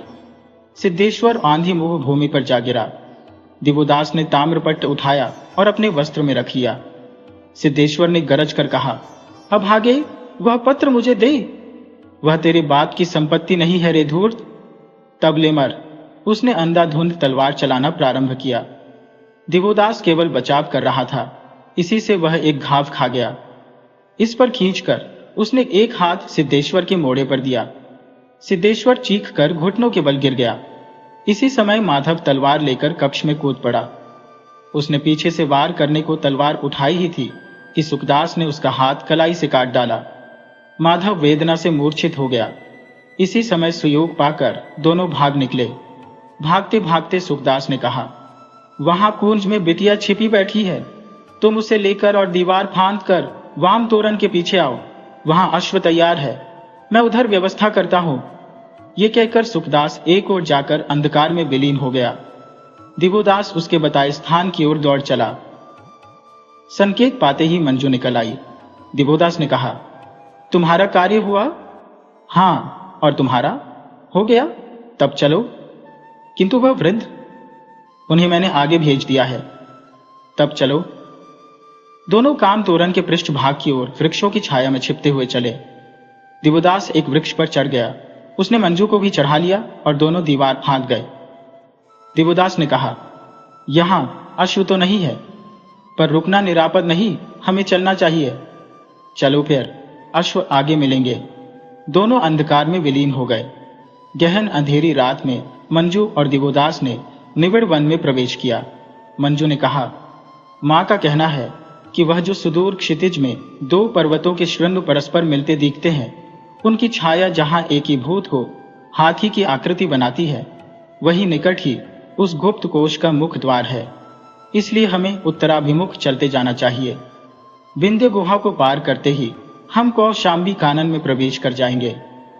परंतु प्रिय, यह तो बड़ा ही दुर्गम वन है। रात बहुत अंधेरी है, हाथ को हाथ नहीं सूझता। बादल मंडरा रहे हैं, एक भी तारा दृष्टिगोचर नहीं होता। वर्षा होने लगी तो राह चलना एक बारगी ही असंभव हो जाएगा। चाहे जो भी हो प्रिय, हमें चलते ही जाना होगा। जानते हो, उस बाघ ने अपने शिकारी कुत्ते हमारे लिए अवश्य छोड़े होंगे। चले जाने के सिवा और किसी तरह निस्तार नहीं है। ये तो ठीक है, पर मुझे केवल तुम्हारी चिंता है प्यारी। तुम्हारे कोमल पाद पद्म तो कल ही क्षत विक्षत हो चुके थे। तुम कैसे चल सकोगी? प्यारे, तुम्हारे साथ रहने से तो शक्ति और साहस का हृदय में संचार होता है। तुम चले चलो। और वे दोनों निविड़ दुर्गम गहन वन में घुसते चले गए। घनघोर वर्षा होने लगी, बिजली चमकने लगी, वन पशु इधर उधर भागने लगे, आंधी से बड़े बड़े वृक्ष उखड़ कर गिरने लगे। कंटीली झाड़ी में फंसकर दोनों के वस्त्र फटकर चितरे चितरे हो गए। शरीर क्षत विक्षत हो गया, फिर भी वे दोनों एक दूसरे को सहारा दिए चलते चले गए। अंततः मंजू गिर पड़ी। उसने कहा, अब नहीं चल सकती। थोड़ा और प्रिय, वह देखो, उस उपत्यका में आग जल रही है, वहां मनुष्य होंगे, आश्रय मिलेगा। मंजू साहस करके उठी, परंतु लड़खड़ाकर गिर पड़ी। उसने असहाय दृष्टि से दिवोदास को देखा। दिवोदास ने हाथ की तलवार मंजू के हाथ में देकर कहा, इसे मजबूती से पकड़े रहना प्रिय, और उसे उठाकर पीठ पर लाद ले चला। प्रकाश धीरे धीरे निकट आने लगा। निकट आकर देखा, एक जीर्ण कुटी है। कुटी के बाहर मनुष्य मूर्ति भी घूमती दिख पड़ी, परंतु और निकट आकर जो देखा तो भय से दिवोदास का रक्त जम गया। मंजू चीख मारकर मूर्छित हो गई। उन्होंने देखा, कुटी के बाहर छप्पर के नीचे एक कापालिक मुर्दे की छाती पर पद्मासन में बैठा है। उसकी बड़ी बड़ी भयानक लाल लाल आंखें हैं। उसका रंग कोयले के समान काला है। उसकी जटाएं और दाढ़ी लंबी लटक रही है तथा धूल मिट्टी से भरी है। कमर में एक व्याघ्र चर्म बंधा है, गले में मुंडमाला है, सामने मध्यपात्र धरा है। आग जल रही है, लपटें उठ रही है। कापालिक अधोर मंत्र पढ़ पढ़कर मांस की आहुति डाल रहा है। मांस के अग्नि में गिरने से लाल पीली लपटें उठती हैं। दिवोदास ने साहस करके मंजू को नीचे पृथ्वी पर उतार दिया और शंकित दृष्टि से कापालिक को देखने लगा। कापालिक ने कहा, कस्त्वम, शरणागत, अक्षतासा। इसी बीच मंजू की मूर्छा जागी। उसने देखा, कापालिक भयानक आंखों से उसी की ओर देख रहा है। वह चीख मारकर दिवोदास से लिपट गई। कापालिक ने अट्टहास करके कहा, मां भय, बाले, और फिर पुकारा, शार्म गरव, शार्म गरव।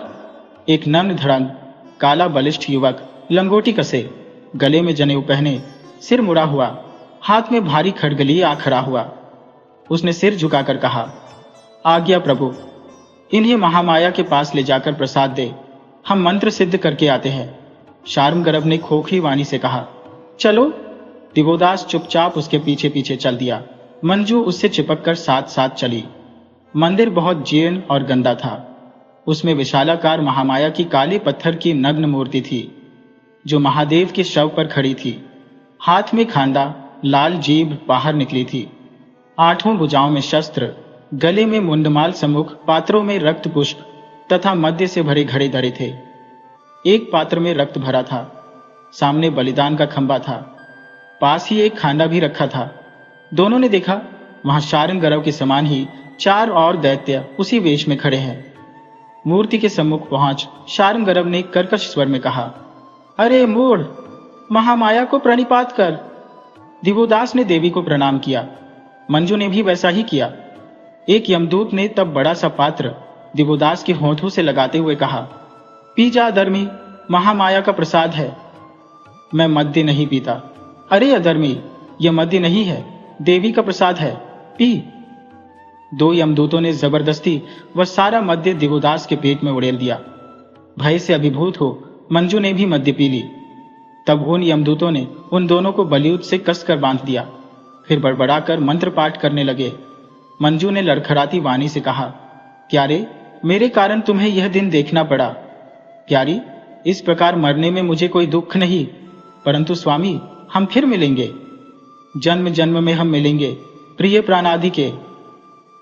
इसी समय कापालिक ने आकर कहा, प्राणियों, आज तुम्हारा अहोभाग्य है, तुम्हारा शरीर देवार्पण होता है। उसने रक्त से भरा पात्र उठाकर थोड़ा रक्त उनके मस्तक पर छिड़का, फिर उनके माथे पर रक्त का टीका लगाया। एक दैत्य ने झटका देकर उनकी गर्दनें झुकाई। उन पर कापालिक ने स्वस्ति का चिन्ह बना दिया। उसके बाद उन दैत्यों ने सिंदूर से वध्य भूमि पर भैवरी चक्र की रचना की। एक दैत्य भारी खांडा ले दिवोदास के पीछे जा खड़ा हुआ। मंजू ने साहस करके चिल्लाकर कहा, अरे पातकियों, पहले मेरा वध करो, मैं अपनी आंखों से पति का कटा सिर नहीं देख सकती। कालापिक ने एक बड़ा सा मद्य पात्र मुंह से लगाया और गटागट पी गया। फिर उसने गरज कर वार करने की आज्ञा दी, परंतु इसी क्षण एक चमत्कार हुआ। ब्रह्म राक्षस का खांडा हवा में लहराता ही रहा और उसका सिर कटकर पृथ्वी पर आ गिरा। कापालिक क्रोध और भय से थरथरा उठा। उसने कहा, अरे, किसने महामाया की पूजा भंग की? सुखदास ने रक्त भरा खड्ग हवा में नचाते हुए कहा, मैंने रे पातकी, अब भी तेरा धड़ भी शरीर से जुदा करता हो। इसी बीच वृद्ध ग्वाले ने दिवोदास और मंजू के बंधन खोल दिए। मुक्त होते ही दिवोदास ने झपट कर खांडा उठा लिया। उसने कापालिक पर तूफानी आक्रमण किया, परंतु कापालिक में बड़ा बल था। उसने खांडे सहित दिवोदास को उठाकर दूर पटक दिया। इसी समय सुखदास का खड्ग उसकी गर्दन पर पड़ा और वह वहीं लड़खड़ाकर गिर गया। वृद्ध ने भी एक यमदूत को भूमिशाई किया। शेष 2 प्राण लेकर भाग गए। दिवोदास घाव खा गए थे। सुखदास ने हाथ का सहारा दे दिवोदास को उठाया और बोला, साहस करो भैया, यहां से भाग चलो। दिवोदास ने कंधे पर मंजू को लाद लिया। दोनों व्यक्ति नंगी तलवार लिए साथ चले। वर्षा अब बंद हो गई थी। आकाश स्वच्छ हो गया था। वे बराबर उत्तराभिमुख होते जा रहे थे। मद्य के प्रभाव से मंजू मूर्छित हो गई थी। दिवोदास के भी पांव लड़खड़ा रहे थे, परंतु वह साथियों के साथ भागा जा रहा था। मंजू उसकी पीठ से खिसकी पड़ती थी। सुखदास उन्हें सहारा दे रहा था। इसी समय एक ओर से दल अश्वारोही सैनिकों ने उन्हें घेर कर बंदी बना लिया। सारा उद्योग विफल गया। बेचारे को बांध कर ले चले। कहने की आवश्यकता नहीं कि ये सिद्धेश्वर के सैनिक थे। चारों अपराधियों का विचार हो रहा था। उच्च स्वर्णपीठ पर आचार्य वज्रसिद्धि, सिद्धेश्वर और काशीराज उपस्थित थे। सम्मुख चारों अपराधी रस्सियों से बंधे खड़े थे। पीछे तलवार लिए सैनिक खड़े थे। दर्शकों की बड़ी भारी भीड़ एकत्र थी। मंजू घोषा ने करोड़ स्वर में चिल्लाकर कहा, आर्यपुत्र, इनसे कह दो कि हम धर्मतः पति पत्नी हैं। हमने देवता की साक्षी में विवाह किया है। प्रिय, अधीर मत हो। देखो तो ये भर्ण पाखंडी क्या निर्णय करते हैं। काशीराज ने कहा, भिक्षु, तुम क्या कहना चाहते हो? महाराज, यह मेरी विवाहिता पत्नी है और मैं श्रेष्ठी धनंजय का पुत्र दिवोदास हूं। मेरी यह पत्नी लिच्छवी राजनंदिनी मंजू घोषा है। वज्रसिद्धि ने कहा, शातम पापम, तूने मुझसे प्रव्रज्या ली है। तू ऐसा कहकर भिक्षु धर्म से च्युत होता है। मंजू ने कहा, प्रियतम, इनसे कह दो कि मैं तुम्हारे भाभी पुत्र की माता हो, जो मेरे उदर में पोषण पा रहा है। सिद्धेश्वर तो देवार्पित देवादासी है। क्या तूने ऐसा पातक किया है? इससे तो देवाधिष्ठान ही कलंकित हो गया। मंजू, कलंकित किया मैंने या तुम जैसे धर्म ढोंगियों ने? जो जंगली पशु की भांति खून के प्यासे हैं। तुम गाय की खाल ओढ़कर धर्म के ठेकेदार बने बैठे हो, धर्म की आड़ में आखेट करने वाले पेशेवर अपराधी हो। क्या सब खोलकर कह दो? सिद्धेश्वर महाराज, ये धर्मापराधी है। इनका विचार धर्मानुमोदित होना चाहिए, राज नियमानुसार नहीं। आप इसमें विक्षेप मत कीजिए, मैं इस दासी का प्रायश्चित्त विधान करूंगा। फिर उसने सैनिकों से कहा, अरे सैनिकों, इस दासी को अभी ले जाओ, मैं इसके पाप के प्रायश्चित्त की समुचित व्यवस्था करूंगा। दिवोदास ने क्रोध से पैर पटक कर कहा, कदापि नहीं महाराज, मैं आपको सावधान करता हूं कि लिच्छविराज नंदिनी का यदि बाल भी बांका हो गया तो आपके राज्य का खंड खंड हो जाएगा। काशीराज युवक, तुम बड़े उद्दत्त प्रतीत होते हो। काशीराज की मर्यादा को यदि तुम नहीं जानते तो चुप रहो। फिर उन्होंने वज्रसिद्धि की ओर दृष्टि करके कहा, आचार्य, आपके भिक्षु ऐसा ही विनय सीखते हैं? वज्रसिद्धि ने कहा, महाराज, मैं उसका धर्मानुशासन करूंगा। अरे भिक्षुओं, उस उन्मत्त भिक्षु को ले जाओ।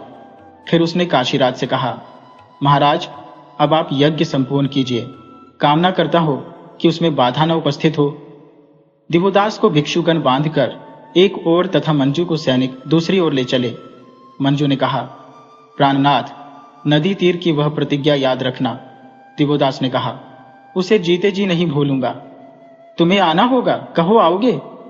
आऊंगा प्रिय, आऊंगा। तो मैं तुम्हारी प्रतीक्षा करूंगी। मैं प्राणों पर खेल कर भी आऊंगा। दोनों को दो भिन्न भिन्न दिशाओं में खींचकर ले जाया गया। सुखदास और वृद्ध ग्वाला रह गए।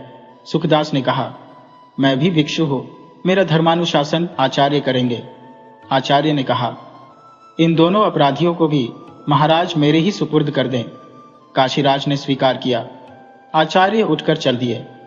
आवास पर आने पर सुखानंद ने कहा, मैं एक आवश्यक निवेदन एकांत में करना चाहता हूं। आचार्य ने एकांत में ले जाकर कहा, क्या करना चाहते हो तुम? आचार्य, मैं निरपराध हूं और यह वृद्ध भी। तू निरपराध कैसे है? आचार्य के विरुद्ध सिद्धेश्वर महाराज ने जो षड्यंत्र रचा था, मैं उसी की छानबीन कर रहा था। आचार्य, मुझे अपना कार्य करने दीजिए। कौन सा कार्य? आचार्य, उस देवदासी को यहां से ले जाना चाहते हैं ना? चाहता तो हो, पर सिद्धेश्वर की उस पर कुदृष्टि है, यह मैं देख चुका हूं। परंतु मैं उसे यहां से उड़ा ले चलूंगा। किस प्रकार? ये मुझ पर छोड़ दीजिए आचार्य। किंतु धर्मानुज जो है, वह तो आपके अधीन है आचार्य, वह कर क्या सकता है? और यह बूढ़ा मूर्ख कौन है? एक गंवार है आचार्य, लोभ लालच देकर अपनी सहायता के लिए रख लिया है। तो तुम दोनों को मुक्त करता हो, कार्य करो। किंतु आचार्य, केवल मुक्ति ही नहीं, स्वर्ण भी चाहिए। स्वर्ण भी ले भद्र, पर उस दासी को निकाल ले चल। ये कौन सी बड़ी बात है? कह दूंगा, मैं उस भिक्षु का संदेशवाहक हूं, उसी ने तुझे बुलाया है। हंसती खेलती चली आएगी। उसने मुझे उसके साथ देखा भी है। इसके बाद जैसा आचार्य चाहे। तो भद्र, तू चेष्टा कर। आचार्य, मुझे इस मूर्ख धर्मानुज से भी मिलते रहने की अनुमति दी जाए। किस लिए? उसे बहका फुसलाकर एक पत्र उस दासी के नाम लिखा सको तो कार्य जल्द सिद्ध होगा। तो तुझे स्वतंत्रता है। आचार्य, फिर तो काम सिद्ध हुआ रखा है। वह सिर हिलाता हुआ वृद्ध चरवाहे के साथ एक ओर को रवाना हो गया। कई मास तक काशीराज का यज्ञानुष्ठान चलता रहा। इस बीच मंजू और देवी सुनैना अंधकूप में पड़ी रही। उन्हें बाहर निकालने का सुयोग सुखदास को नहीं मिला। परंतु जो ही यज्ञ समाप्त हुआ तथा आचार्य वज्रसिद्धि काशी से विदा हुए, सुखदास की युक्ति और उद्योग से मंजू और देवी सुनैना अंधकूप से मुक्त होकर भाग निकली। परंतु इस विपत्ति एक दूसरी विपत्ति आ खड़ी हुई। मंजू को प्रसव वेदना होने लगी।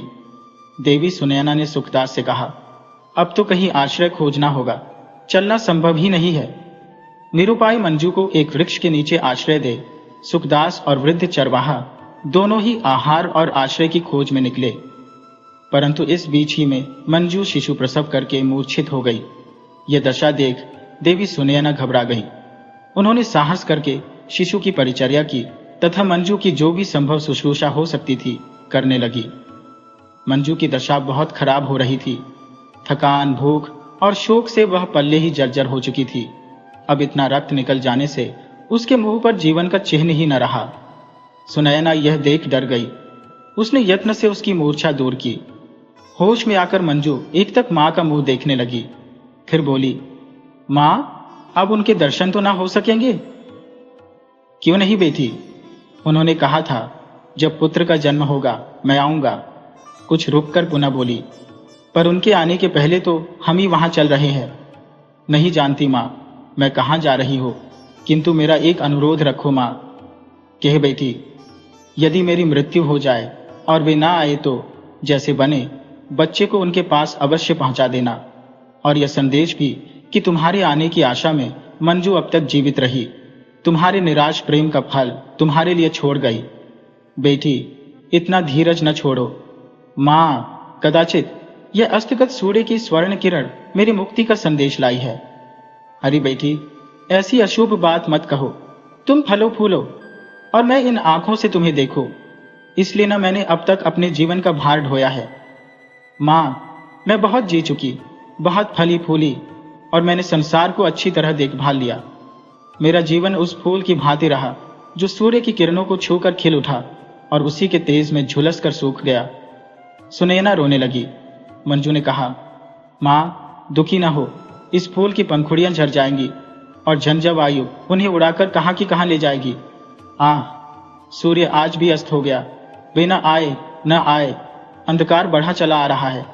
यह जैसे मेरे जीवन पर पर्दा डाल देगा। कदाचित मेरे जीवन दीपक के बुझने का समय आ गया। वह मूर्छित होकर निर्बल हो गई। सुनैना ने घबरा कर कहा, मंजू, आंखें खोलो बेटी, इस फूल से सुकुमार बच्चे को देखो। मंजू ने आंखें खोलकर टूटे फूटे स्वर में कहा, नहीं आए, इस अपने नन्हे को देखने भी नहीं आए।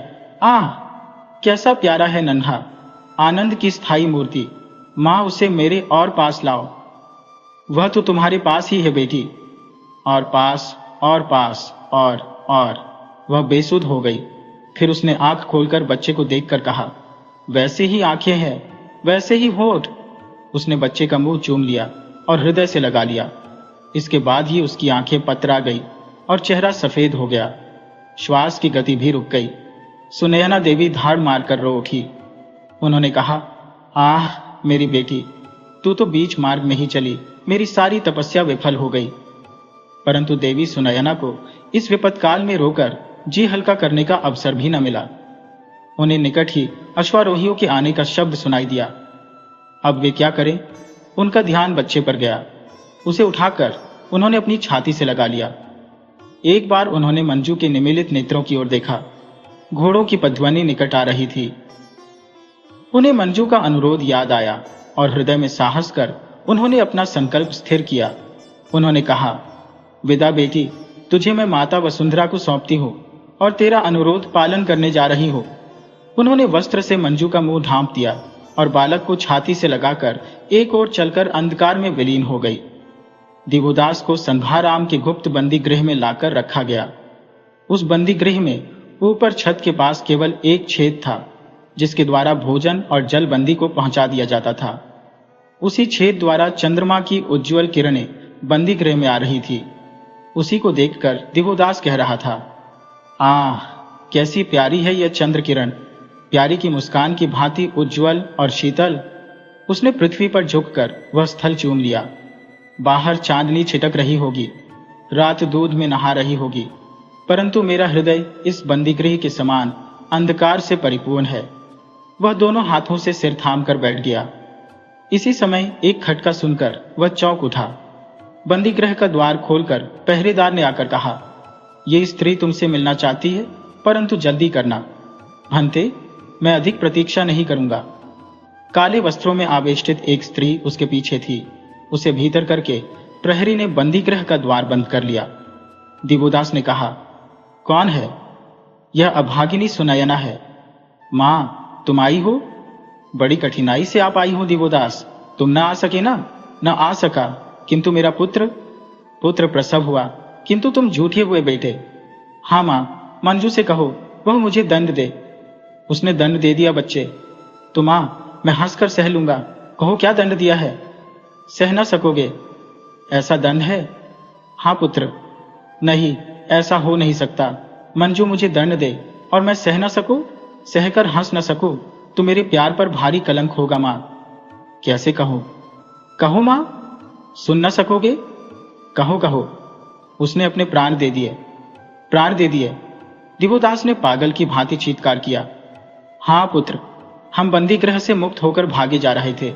मार्ग ही में उसने एक वृक्ष के नीचे पुत्र को जन्म दिया और फिर मुझसे एक अनुरोध करके वह विदा हुई। क्या अनुरोध था मां? यही कि यदि मेरी मृत्यु हो जाए तो मेरे पुत्र को उन तक पहुंचा देना। तो मेरा पुत्र, वह मैंने खो दिया। खो दिया? राह में मैं भूख और प्यास से जर्जर हो सो गई। जब आंख खुली तो शिशु न था, कौन जाने उसे कोई वन पशु उठा ले गया था। सुनयना आगे कुछ न कहकर फूट फूट कर रो उठी। मेरे पुत्र को तुमने खो दिया मां, और उसने प्राण दे दिए। हो हुआ। दिवोदास अट्टहास करके हंसने लगा। हाँ हाँ हाँ, प्राण दे दिए, खो दिया। उसने फिर अट्टहास किया और काष्ठ के कुंदे की भांति अचेत होकर भूमि पर गिर गया। इसी समय प्रहरी ने भीतर आकर कहा, बस अब समय हो गया, बाहर आओ। देवी सुनयना संज्ञाहीन सी बाहर आई और एक वृक्ष के नीचे भूमि पर पड़ गई। दिवोदास पागल हो गया है, ये संदेश पाकर आचार्य ने उसे बंदी गृह से मुक्त कर दिया। अब वह निरीह भाव से संघाराम में घूमने लगा। कोई उससे घृणा करता, कोई उस पर दया करता। उसके वस्त्र और शरीर गंदे और मलिन हो गए थे। दाढ़ी बढ़कर उलझ गई थी। भिक्षु उसकी खिल्ली उड़ाते थे, कुछ उसे चिढ़ा देते थे, परंतु दिवोदास इन सब बातों पर ध्यान ही नहीं देता था। वह जैसे किसी अतीत काल में जीवित रह रहा था। दिवोदास अति उदास, गहरी चिंता में पागल जैसा एक शिलाखंड पर बैठा था। वह कभी हंसता, कभी गुनगुनाता था। उसके हाथ में एक गेरू का टुकड़ा था। उसे वह जल्दी जल्दी मंजू घोषा का चेहरा बना रहा था। चेहरा बनाकर हंसता था, उसे प्यार करता था, उससे बातें करता था। एक वृक्ष को लक्ष्य करके उन्मत्त भाव से देखता था। वहां उस वृक्ष में उसे मंजू घोषा दृष्टि पड़ रही थी। दिवोदास हाथ फैलाकर दीन भाव से बोल उठा, आओ देखो प्यारी, आओ, मुझे क्षमा करो, मैं नहीं आ सका। उसने देखा मूर्ति मुस्कुराने लगी। उसके होंठ हिलने लगे और 2 बूंद आंसू उसकी आंखों से टपक पड़े। उसने उंगली उठाकर कहा, झूठे। पागल दिवोदास उससे लिपटने को दौड़ा और टकराकर गिर पड़ा। मूर्ति गायब हो गई। उसने उठकर कहा, झूठा झूठा, सचमुच में झूठा हूं। उसने सामने एक शिलाखंड की ओर देखा। वहां मंजू बैठी मुस्कुरा रही थी। वह दौड़ा। मूर्ति उसी भाव से वही शब्द कहती हुई गायब हो गई। दिवोदास पत्थर से टकराकर फिर गिर पड़ा। फिर उठकर मंजू मंजू चिल्लाने लगा। जिस वस्तु पर उसकी नजर जाती वही उसे मंजू की मूर्ति वही संकेत करके वही शब्द कहकर गायब हो जाती। वह पागल की तरह दौड़ता और टक्कर ही खाकर गिरकर घायल हो जाता। वह क्षत विक्षत और जर्जर हो गया। उसी समय आचार्य वज्रसिद्धि उसके निकट आए। वज्रसिद्धि कुछ देर उसकी दुर्दशा देख बोले, पुत्र, ये तुम क्या कर रहे हो? दिवोदास ने आंखें फाड़कर बड़ी देर तक वज्रसिद्धि को देखा और वज्रसिद्धि के निकट आकर कहा, प्रिय मंजू, क्या तुमने मुझे क्षमा कर दिया?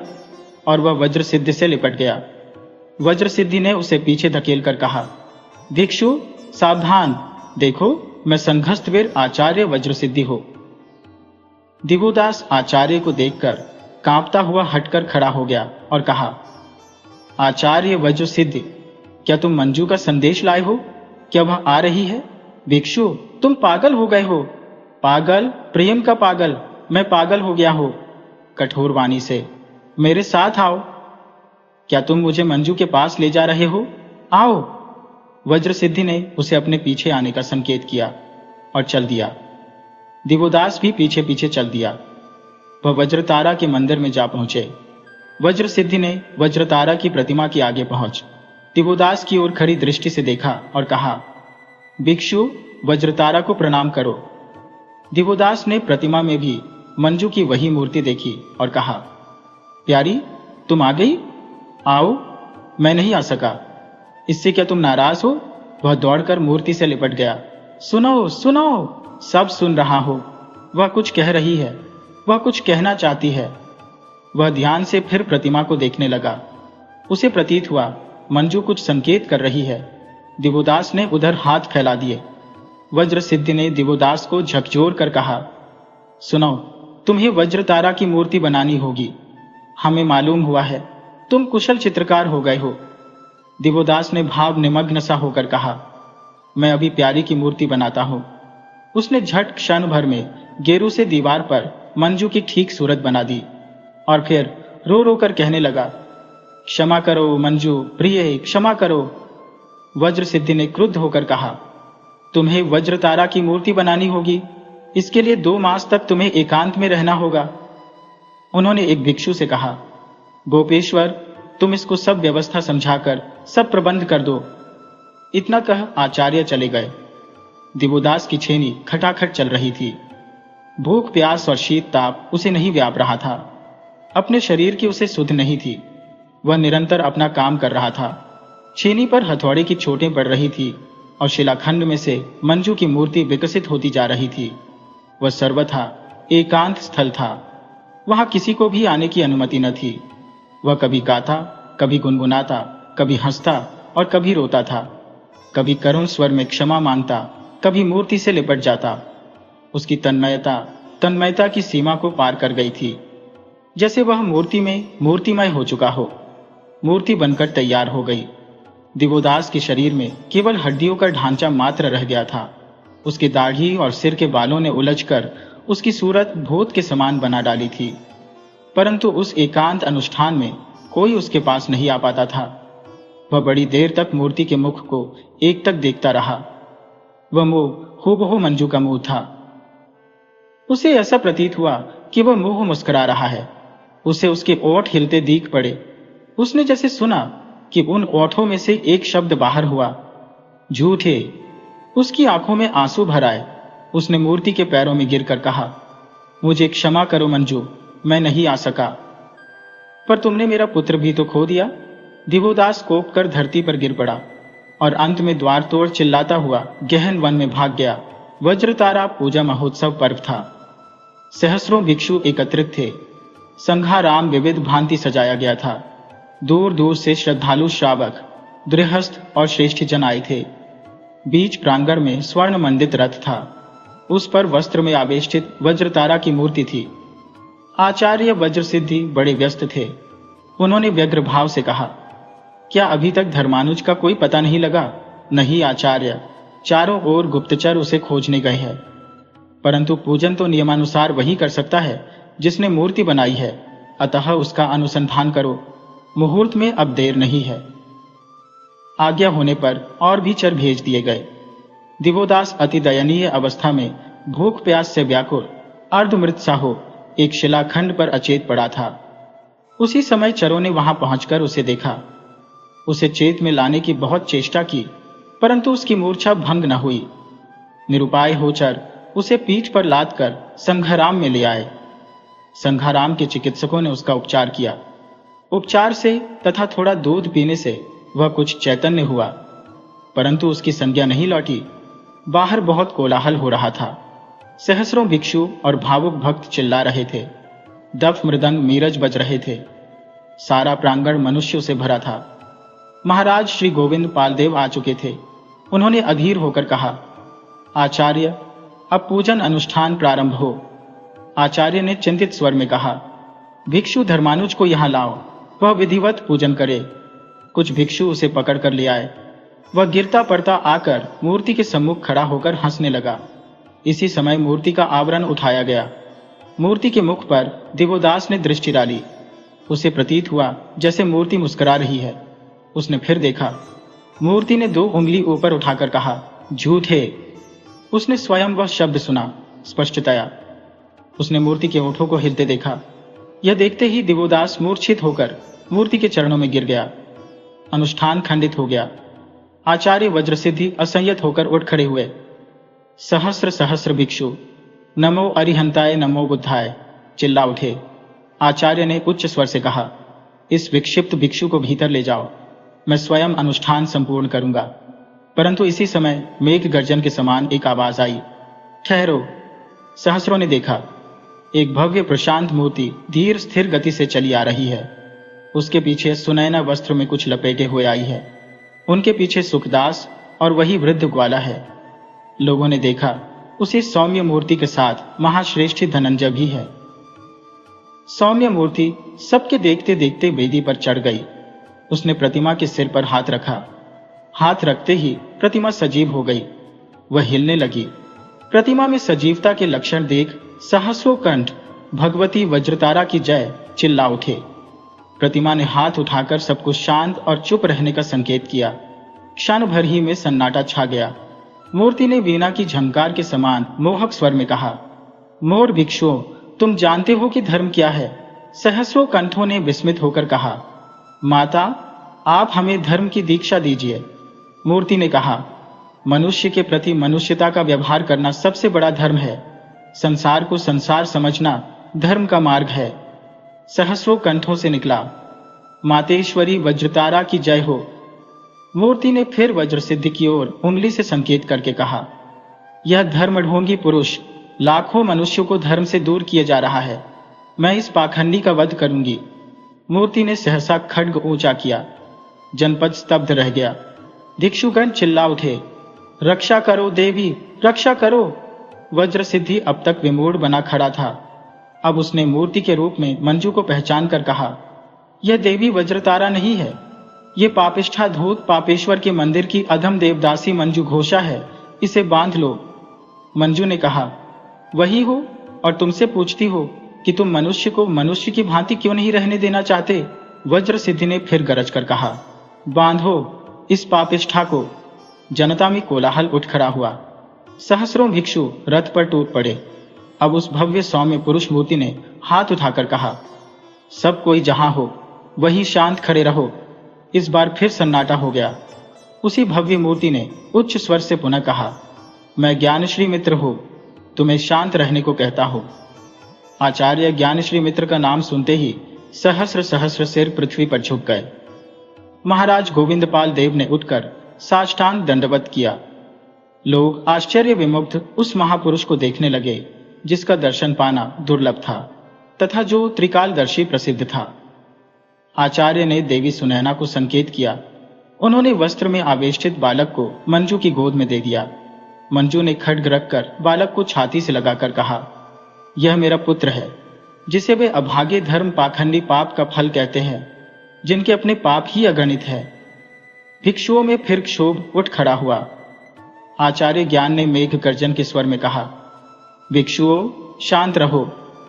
फिर उन्होंने दिवोदास के मस्तक पर हाथ रखकर कहा, उठो श्रेष्ठ पुत्र। दिवोदास जैसे गहरी नींद से जग गया हो। उसने इधर उधर आश्चर्य से देखा, फिर पुत्र को गोद में लिए मंजू को सम्मुख मुस्कुराती खड़ी देखकर बारंबार आंख मलकर कहा, यह मैं क्या देख रहा हूं? स्वप्न है या सत्य? सब सत्य है प्राणाधिक। यह तुम्हारा पुत्र है, इसका चंद्रमुख देखो। दिवोदास का लुप्त ज्ञान पीछे लौट रहा था। उसने भुनभुनाकर कहा, कैसी मीठी भाषा है, कैसे ठंडे शब्द है। आहा, कैसा सुख मिला, जैसे कलेजे में ठंडक पड़ गई। मंजू ने कहा, प्यारे प्राणेश्वर, इधर देखो। उसने दिवोदास का हाथ पकड़ लिया। दिवोदास का उस स्पर्श से चैतन्य हो जाग उठा। उसने कहा, क्या क्या तुम हो सचमुच? तो ये स्वप्न नहीं है। वह फिर आंखें मलने लगा। मंजू ने कहा, स्वामिन आर्यपुत्र, यह तुम्हारा पुत्र है, लो। मेरा पुत्र? उसने दोनों हाथ फैला दिए। पुत्र को लेकर उसने छाती से लगा लिया। वज्र सिद्धि ने एक बार फिर अपना प्रभाव प्रकट करना चाहा। उसने ललकार कर कहा, भिक्षुओं, इन धर्म विद्रोहियों को बांध लो। भिक्षुओं ने एक बार फिर शोर मचाया।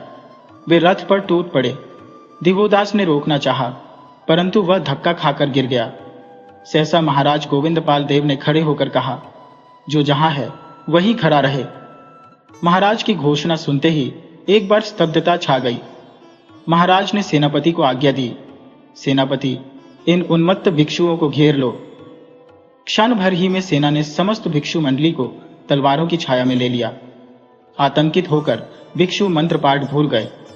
जनता भयभीत हो भागने की जुगत सोचने लगी।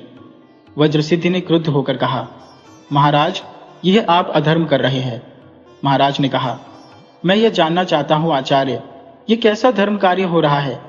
देव, आप धर्म व्यवस्था में बाधा मत डालिए, परंतु मैं पूछता हूं कि यह कैसी धर्म व्यवस्था है? आप अपने गुरु का अपमान कर रहे हैं। मेरी बात का उत्तर दे आचार्य। क्या आपने काशीराज से मिलकर मेरे विरुद्ध षड्यंत्र नहीं किया? श्रेष्ठीराज धनंजय के धन को हड़पने के लिए उनके पुत्र को अनिच्छा से भिक्षु बनाकर उसे गुप्त यंत्रणाएं नहीं दी है? क्या आप लिच्छविराज की गुप्त धन को पाने का षड्यंत्र नहीं रच रहे हैं? देव, इन अपमानजनक प्रश्नों का मैं उत्तर नहीं दूंगा।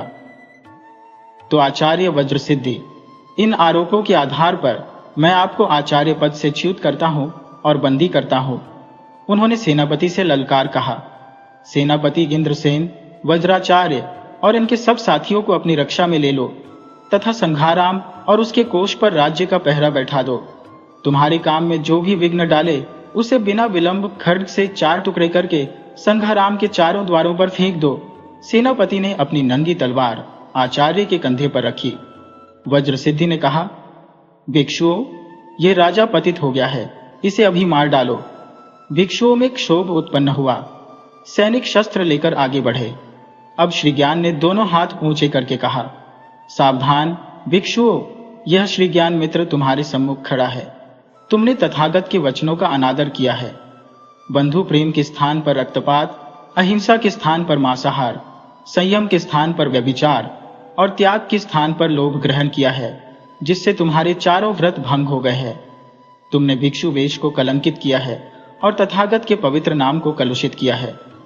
मैं तुम्हें आदेश देता हूं कि अपने आचरणों को सुधारो या भिक्षु वेश त्याग दो। सहस्र सहस्र भिक्षु श्रीज्ञान के सम्मुख घुटनों के बल बैठ गए। महाराज ने कहा, भिक्षुओं, तुम्हारे अनाचार की बहुत बातें मैंने सुनी है। प्रजा तुम्हारे अत्याचारों से तंग है। तुम्हारे गुरु घंटाल का भंडाफोड़ हो गया है। मैं चाहता हूं भगवान श्रीज्ञान के आदेश का पालन करो, अपने अपने स्थान को लौट जाओ। भिक्षुओं ने एक स्वर से महाराज और ज्ञानश्री मित्र का जय जयकार किया। महाराजा ने कहा, श्रेष्ठी धनंजय, आओ अपने पुत्र पौत्र और पुत्र वधू को आशीर्वाद दो। धनंजय दौड़कर पुत्र से लिपट गया। दिवोदास ने पिता के चरणों में गिरकर अभिवादन किया। मंजू ने भी सबको प्रणाम किया और बच्चे को श्वशुर की गोद में दे दिया। महाराज ने कहा, श्रेष्ठीराज, यह सौभाग्य तुम्हें भगवान श्री ज्ञान की कृपा से मिला है। उन्होंने मंजू घोषा और उसके पुत्र की प्राण रक्षा की और बड़े कौशल से मूर्ति के स्थान पर उसे प्रकट किया। सुनयना ने करबद्ध होकर कहा, तो भगवान, आप ही मेरे बच्चे के चोर हैं। ये कार्य भी मुझ वीतराग पुरुष को करना पड़ा। जब मंजू को मैंने जंगल में असहाय वृक्ष के नीचे मूर्छितावस्था में पड़ा देखा तो उसे मैं अपने आश्रम में उठा लाया। उपचार से वह स्वस्थ हुई तो बच्चे के लिए उसने बहुत आफत मचाई। मैं जानता था कि तुम राज्य से बच्चा मुझे न दोगी। मंजू का जीवित रहना मैं तुम पर प्रकट करना नहीं चाहता था, इसी से चौर्य कार्य मुझे करना पड़ा। अब बुद्ध शरणम। भगवान, मैं तो ऐसी अंधी हो गई कि पुत्री को आरक्षित छोड़कर भाग निकली, परंतु मुझे बालक की रक्षा का विचार था। ये सब भवितव्य था जो अकस्मात हो गया। किंतु भगवान, यह मूर्ति के स्थान पर मंजू कैसे आ गई? यह हमसे पूछिए। सुखदास ने आगे बढ़कर कहा, हम लोग जब स्थान आदि की सुव्यवस्था करके वृक्ष के निकट पहुंचे तो वहां कोई न था। इससे हम बहुत व्याकुल हुए, सारा जंगल छान मारा। तब भगवान के हमें दर्शन हुए और जब मंजू को हमारी देख रेख में छोड़कर भगवान बच्चा चुराने के लिए गए तो हमने मिलकर यह योजना बना ली। फिर तो मूर्ति को अपने स्थान से हटाकर वहां मंजू को बैठा देना आसान था, परंतु चमत्कार खूब हुआ। यह कहकर सुखदास हंसने लगा। सभी लोग हंस दिए। सुखदास ने वृद्ध ग्वाले की ओर संकेत करके कहा, इन महात्मा ने प्राणपण से मंजू की सेवा करके प्राण बचाए। हमारी योजना न सफल होती यदि यह मदद न करते। ग्वाले ने चुपचाप सबको हाथ जोड़ दिए। आचार्य श्री ज्ञान ने कहा, यह सब विधि का विधान है लिच्छवी राजमहिषी। राजा ने अकचका कर कहा, यह आपने क्या शब्द कहा? लिच्छवी राजमहिषी कौन? महाराज, यह देवी सुनयना लिच्छविराज श्री नृसिंहदेव की पट्टराज महिषी कीर्ति देवी है, जिन्हें काशीराज ने छल से मारकर उनके राज्य को विध्वंस किया था। मंजू घोषा इन्हीं की पुत्री है। महाराज ने कहा, महारानी, इस राज्य में मैं आपका स्वागत करता हूं और राजकुमारी, आपका भी तथा कुमार को मैं वैशाली का राजा घोषित करता हूं और उनके लिए यह तलवार अर्पित करता हूं जो शीघ्र काशीराज से उनका बदला लेगी। रानी ने कहा, हम दोनों माता पुत्री कृतार्थ हुई। महाराज, आपकी जय हो। अब इस शुभ अवसर पर यह तुच्छ भेंट मैं दिवोदास को अर्पण करती हो। उसने अपने कंठ से एक ताबीज निकालकर दिवोदास के हाथ में देते हुए कहा, इसमें उस गुप्त रत्न कोश का बीजक है जिसका धन 7 करोड़ स्वर्ण मुद्रा है। पुत्र, मुझ अभागिन विधवा का यह तुच्छ दहेज स्वीकार करो। श्रेष्ठी धनंजय ने आगे बढ़कर कहा, महारानी, आपने मुझे और मेरे पुत्र को धन्य कर दिया। आचार्य श्री ज्ञान ने हाथ उठाकर कहा, आप सबका कल्याण हो। आज से मैं आचार्य शाक्य श्रीभद्र को इस महाविहार का कुलपति नियुक्त करता हो। महाराज ने स्वीकार किया और सबने आचार्य को प्रणाम किया और अपने गंतव्य स्थान की ओर चले गए। आचार्य शाक्य श्रीभद्र महायान के आचार्य थे, शून्यवाद के परम पंडित थे। उसके नाम और पांडित्य की बड़ी धूम थी। विक्रमशिला विश्वविद्यालय के पीठाधीश्वर हो जाने पर भी वज्र गुरुओं का गुट विक्रमशिला से टूटा नहीं। यद्यपि आचार्य वज्र सिद्धि अब कुलपति नहीं रही थे, पर वे वज्र गुरुओं के शिरोमणि थे। ये वज्र गुरु वैपुल्यवादी थे और उनका संगठन साधारण न था। उनके सामने आचार्य शाक्य श्रीभद्र की चलती नहीं थी, जो हजारों लाखों तरुण तरुणियां पीत कफनी पहन कच्ची उम्र में ही भिक्षु भिक्षुणी हो जाते थे। उनकी काम वासना तो कायम ही रहती थी। किसी भी ज्ञान और उपदेश से वह दबती न थी। वह तो स्वस्थ शरीर का नैसर्गिक धर्म था। वैपुल्यवादी एकाभिप्रायण स्त्री गमन कर सकते थे। वे गृहस्थों की भांति मानव शरीर की प्राकृतिक आवश्यकता को गृहस्थाश्रम के सीधे साधे सरल मार्ग द्वारा पूर्ण नहीं करते थे। वे तो एकाभिप्राय की आड़ लेकर रहस्यपूर्ण शब्दजाल द्वारा संभोग क्रिया का सम्यक संबुद्ध बनने के लिए वज्रगुरु की सहमति से स्त्री सेवन कर सकते थे। वे किसी नीच जाति की युवती को मुद्रा बनाकर गुरु के निकट जाते और गुरु की आज्ञा से मिथुन योग करते थे। वज्र गुरु की आज्ञा से यह मैथुन सेवन काम वासना की तृप्ति के लिए नहीं होता था, सम्यक संबुद्ध और सिद्ध बनने के लिए होता था। ये सब नियम गुह्य थे और उसी से भैरवी चक्र का जन्म हुआ। बौद्धों के प्राचीन सूत्र बहुत लंबे लंबे होते थे। उन्हें घोंकने और याद करने में बहुत समय लगता था, इसलिए वैपुल्यवादियों ने छोटी छोटी धारणियां बनाई थी। उनके पाठ से भी वही प्राप्त होता था जो सूत्रों के पाठ से होता था, पर धारणियों को कंठ करने भी दिक्कत पड़ती थी। इसीलिए अब उसके स्थान पर मंत्रों को रचा गया था, जिनमें अस्त व्यस्त शब्द ही थे, जैसे ओ मुने मुने महामुने स्वाहा अथवा ओ आहो। लोगों का विश्वास था कि इस मंत्रों के जाप से अभिलषित फल प्राप्त होता है। मंत्र शक्ति के इस विश्वास के साथ साथ वे कुछ भोग की क्रियाओं को भी सीखते थे। वे समझते थे कि इन क्रियाओं द्वारा शारीरिक और मानसिक शक्तियों का विकास होता है।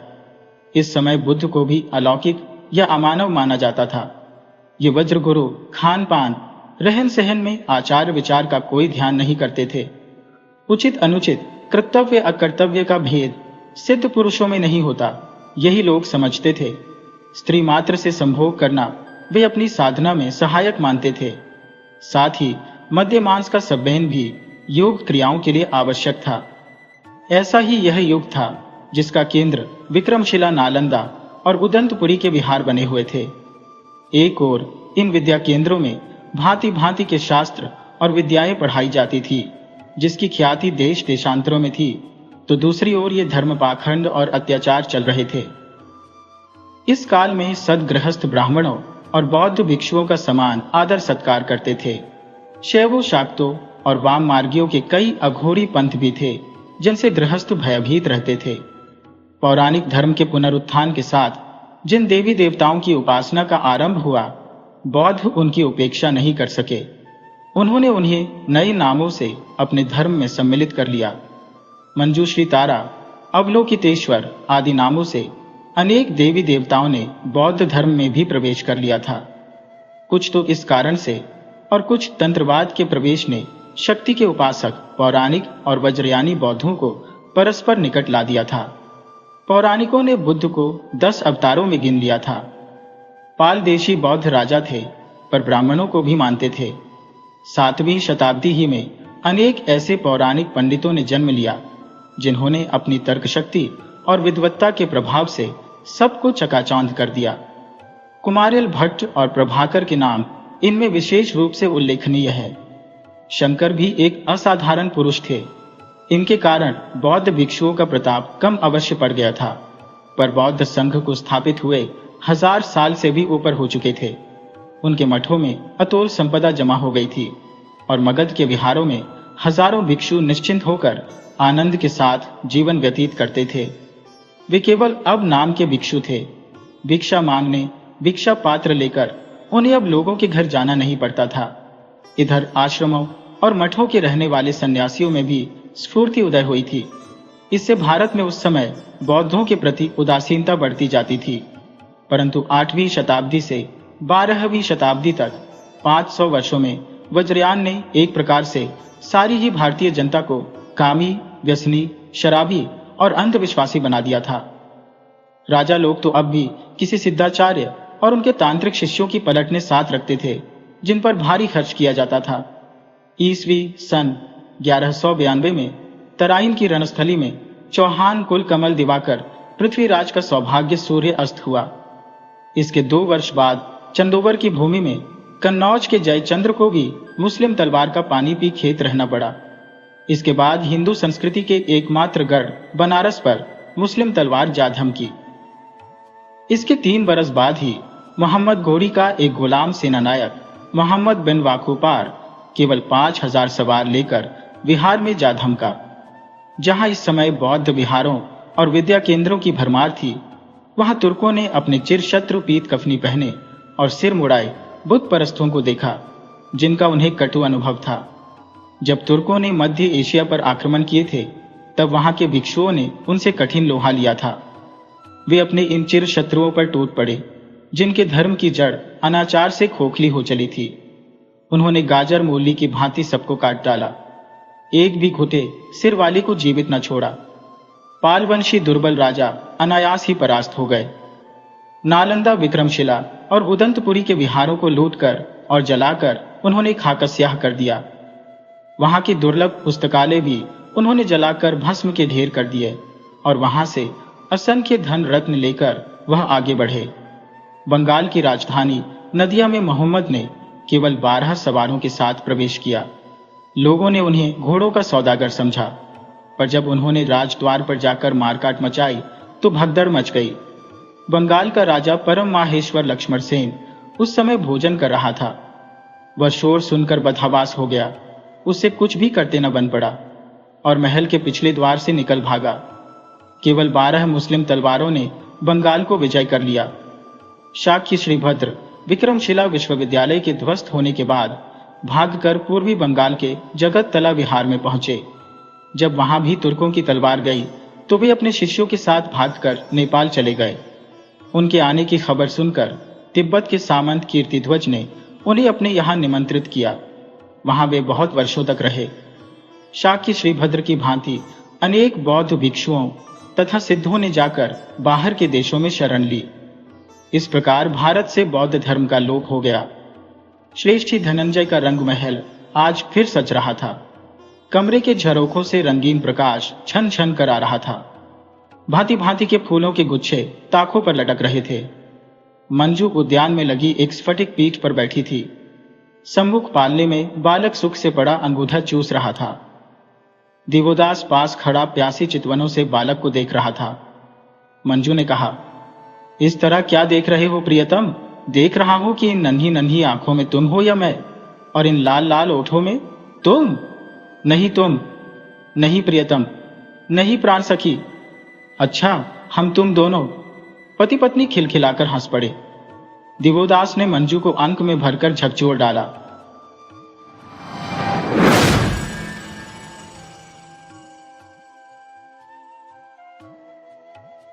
वीडियो अच्छी लगी हो तो इसे लाइक करें और ऐसी ही मजेदार कहानियों के लिए चैनल को सब्सक्राइब करें और बेल आइकन दबाएं। ज़्यादा से ज़्यादा अपने दोस्तों को शेयर करें। धन्यवाद।